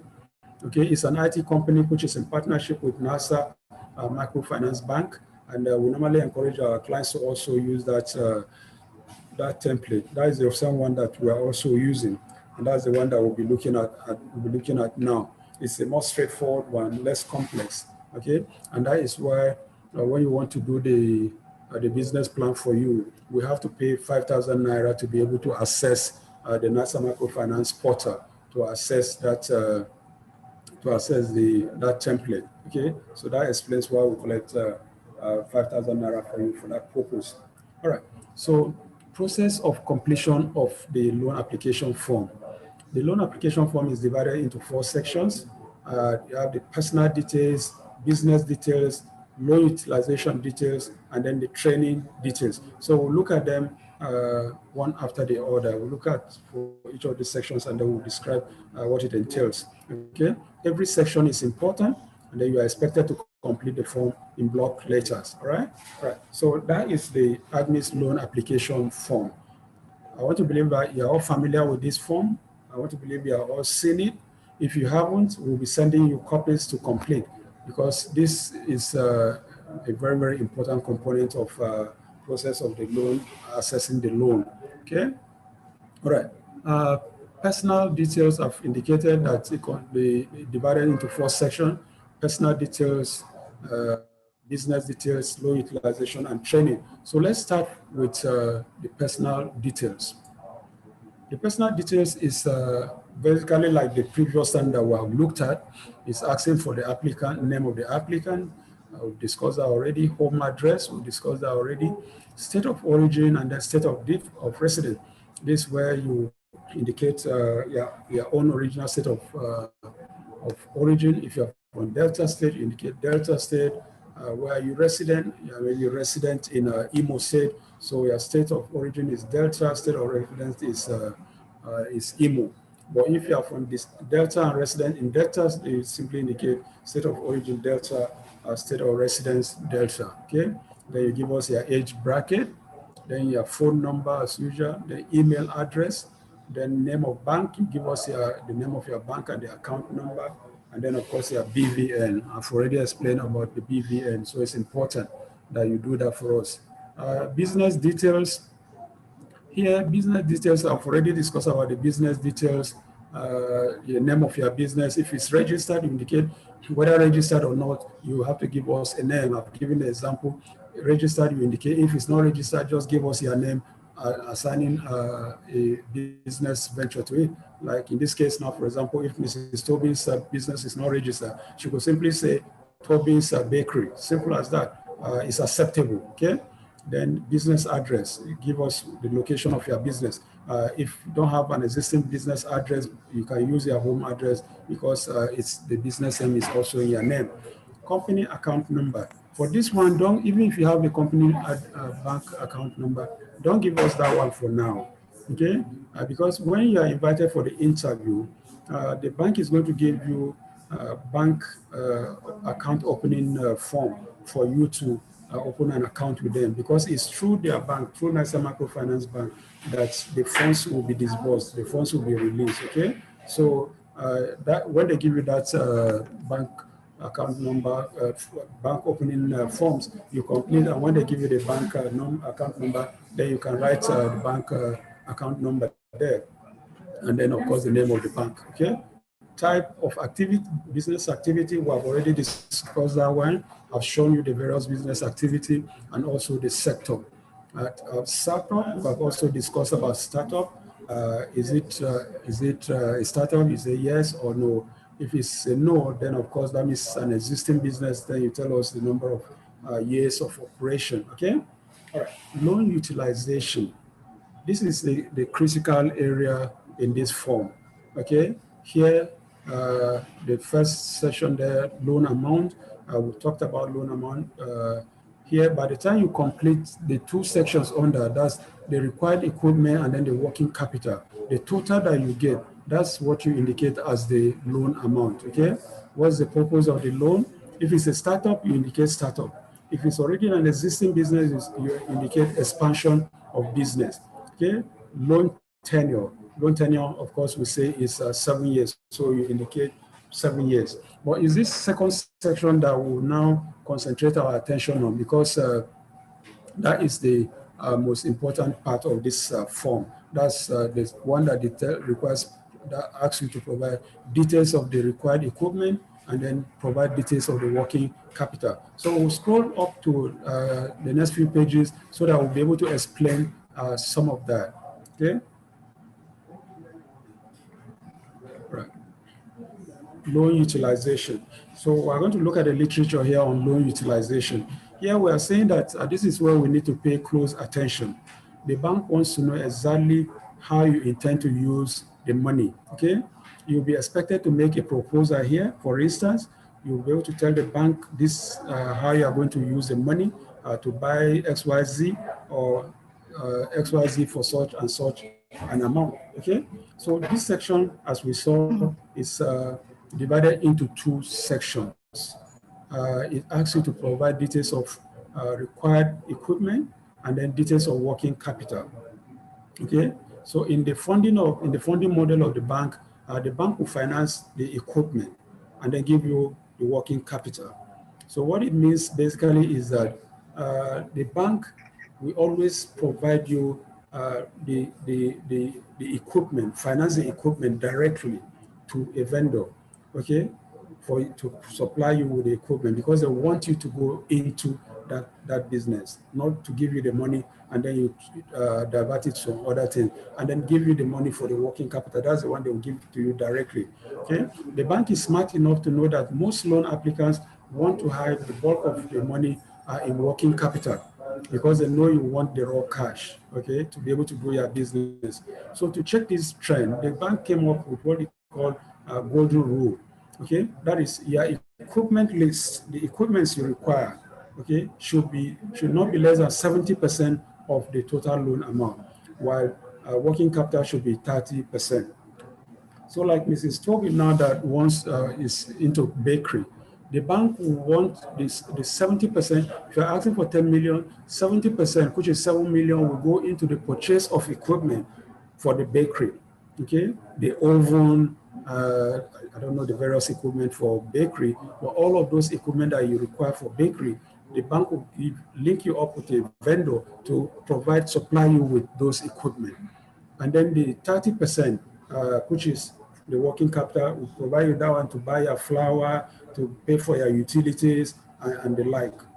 That's how the bank splits the money for you. So let's use the example of the poultry business that we have been discussing since. Okay, we'll look at the agri sector, and one business in agri sector and one in SMS as an example on how to complete the low utilization section. So using the poultry business as an example, a typical poultry farmer may need the following. One, it will need lease of land to establish the poultry farm, and the amount for that come to 1.2 million. He has to construct pens for where he will house the chicken, another 1 million naira. Battery cages. Battery cages are where you put batteries, where you power the plant, the farm, for example, because heating and warming is very, very important for birds, especially at that critical stage of day-old chicken. Then, of course, you need borehole, because water is very, very important in the farm. And then generator, where there is no light, for you to be able to power the borehole. Okay, egg crates, you need egg crates. Well, as you start producing eggs, you need crates that you put the eggs. You don't just lump them together. If not, you will destroy them. Okay, then delivery van. Delivery van is very, very critical. You need to take the birds and then the eggs to the market. So you need a delivery van to do that. Okay, if you are going to go into processed chicken, for example, you also need something like deep freezer. So all these are equipment that you require. So you list the equipment and then the amount. Okay, so that is for equipment. Now on the second page is working capital.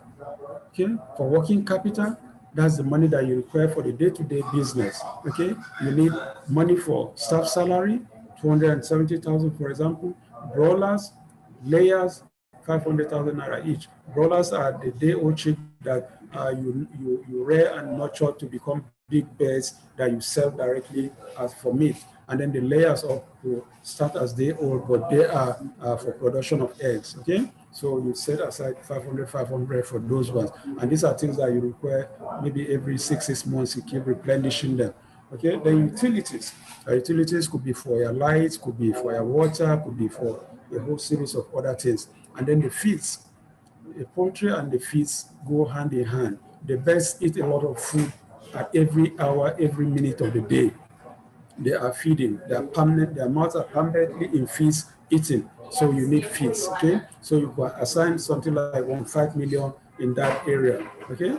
So when you sum up everything, that is what gives you the total loan amount. Okay. So let's go back to our form again and see. All right. So you can see now. Okay. We have now discussed the equipment required and then the working capital. I did say that for poultry, the equipment you require include land, lease of land, construction of pens, battery cages, borehole, generator, and then the amounts against them.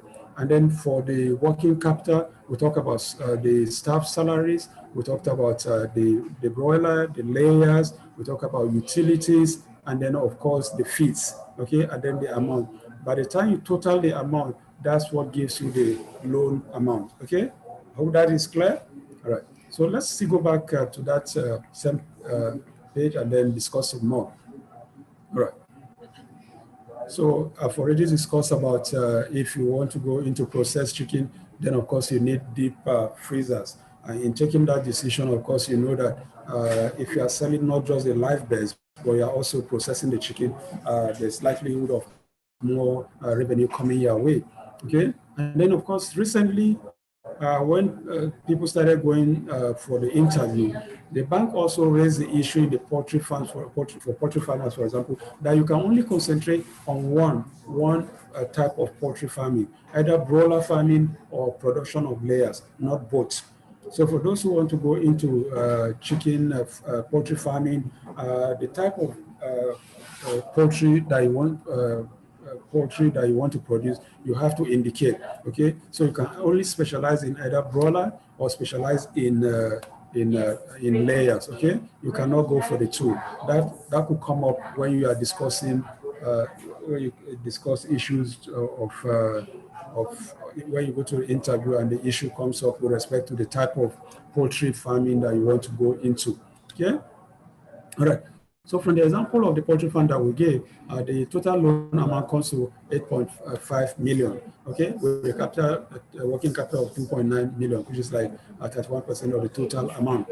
Okay, let's look now at an example of an SME. Remember I said we'll take an example from farming, and then of course another one from rice farming, SME, sorry. So rice processing is an example of SME. We'll look at one or two more others. Rice processing, you see rice processing, the tendency is to think that it's the same thing as farming. No, rice processing is not farming. It is an SME because it is rice processing. It is part of the agri-value chain. Remember we talked about value chain, agri-value chain on the very first day of this training. So rice processing is an agri-value chain, not direct crop farming. Those who do the crop farming are different. These ones process the rice, okay? So you look at equipment that you require for rice processing are things like the stoning machine, rice polishing machine, okay? Your working capital here will include things like purchase of paddies. Paddies are the rice, the raw rice that you take to the rice miller to process into processed rice for you.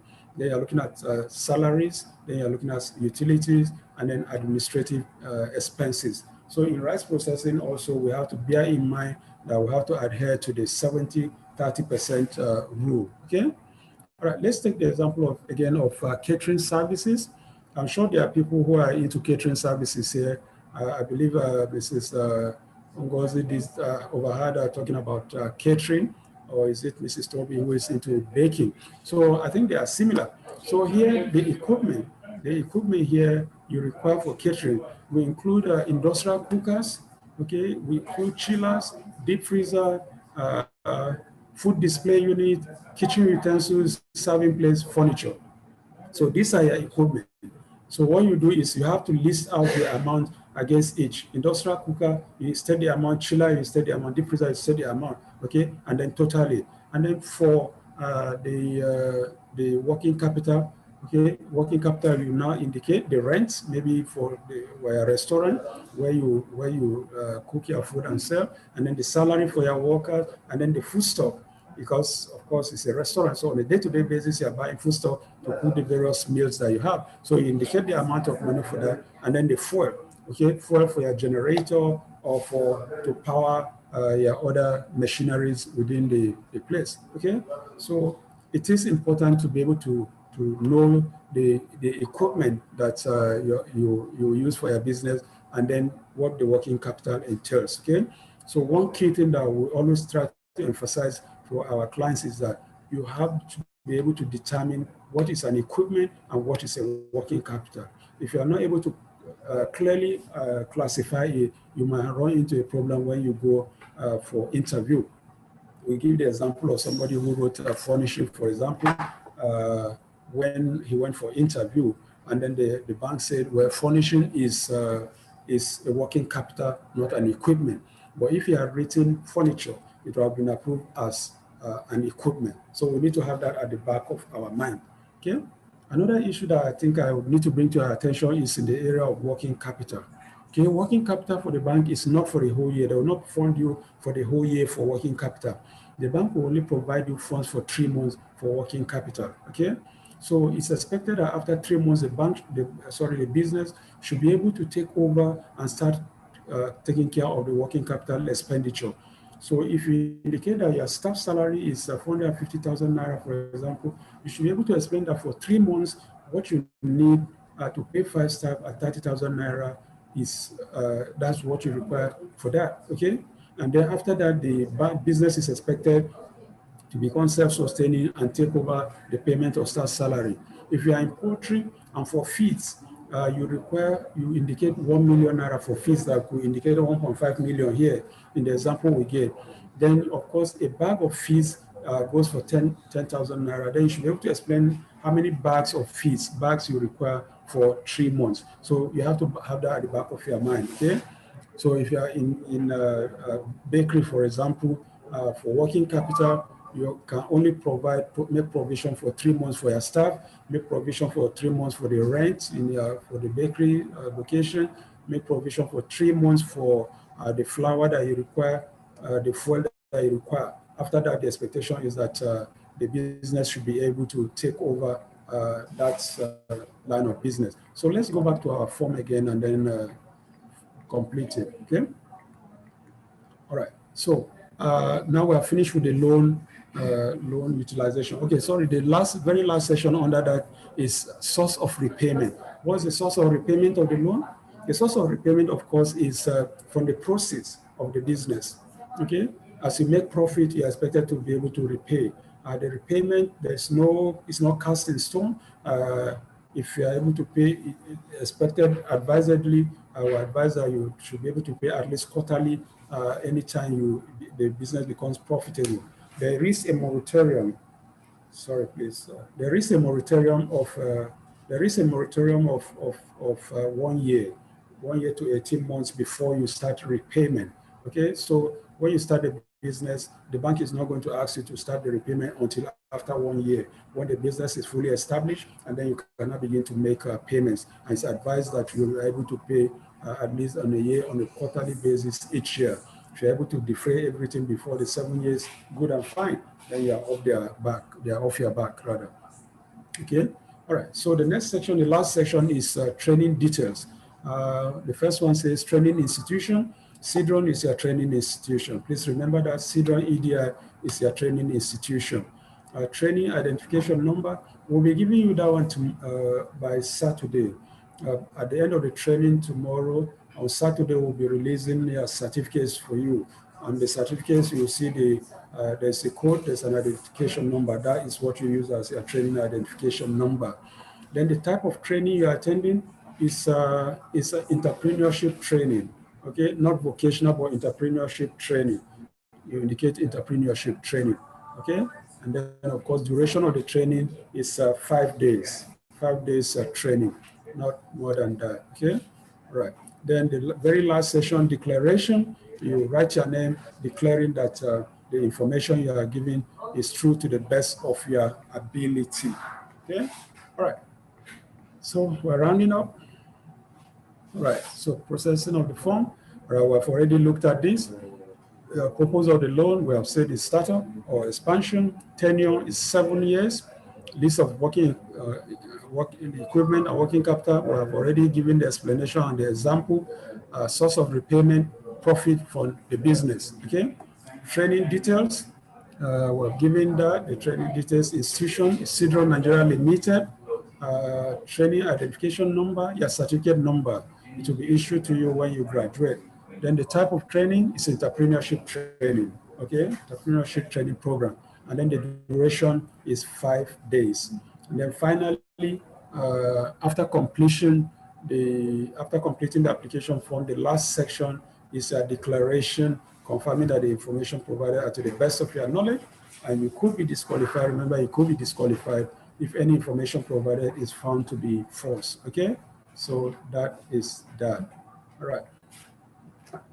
That is that. So thank you very much for your patience, for listening attentively, and we are now going to open the platform for any questions and answers, okay?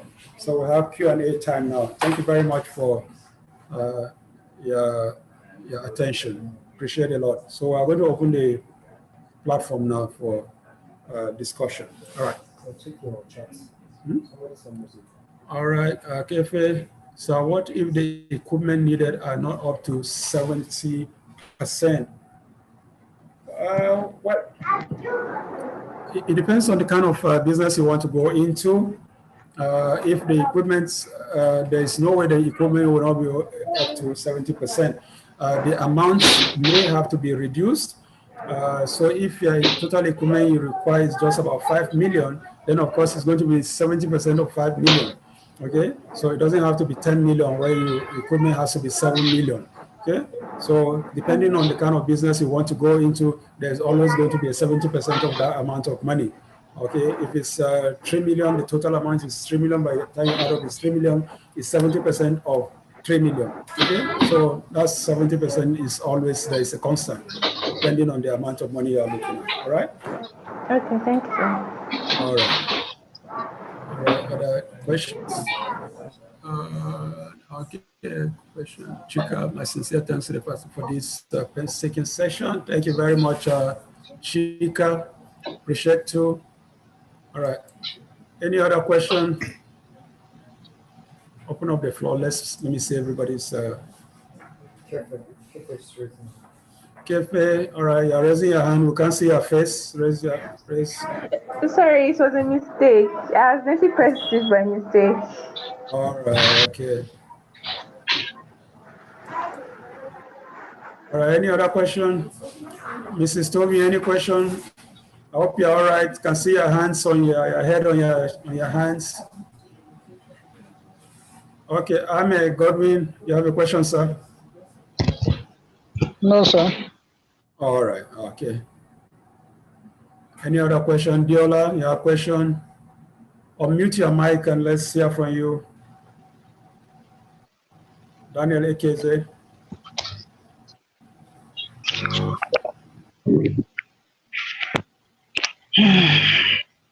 Any questions?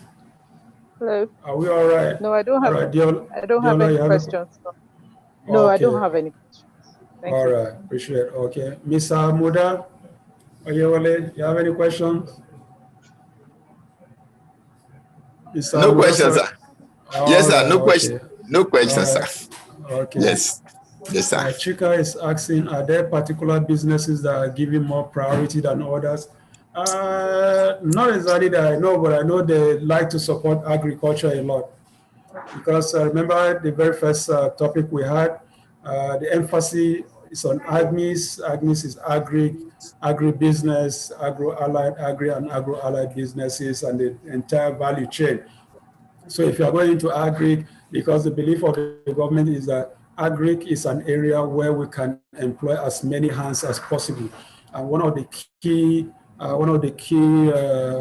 reasons for this program is that they want to see how we can take as many people out of unemployment, out of poverty as within the next 10 years. So if you are going into agri, of course, they will look at it as part of an area of priority. What is the time frame before we are called for interview? That's from coming from Kefe. Well, the time frame cannot put a figure on it, but I know when we are done with this training, we'll prepare business plan for you. It takes us like depending on the number of people we have, we're doing business plans for, could take between a week to 2. After that, we upload it on the National Microfinance Portal. Then it will be their own responsibility to also assess it. And after assessment, then they will invite you for the interview. After the interview, based on their own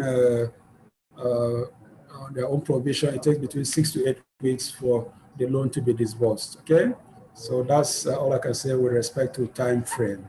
Right. Okay. Any other question? Any other question? All right. I know the day is far gone, so let me not hold you much longer so that I can allow you to go back to your other businesses. We'll reconvene again tomorrow for our last paper for the week, and that is on business law. Business law will be looking at registration of businesses and then compliance requirements. Those are very key and critical. People who want to go into business, they need to know conditions for registration of businesses in Nigeria. We've talked about the ease of doing business. All of those will be discussed tomorrow, okay, by our legal team. So we'll look forward to seeing you tomorrow, and then I'll allow you to go and continue with your business. Have a wonderful day ahead and a wonderful night's rest. Thank you very much for your time. Appreciate it a lot. Okay, bye-bye.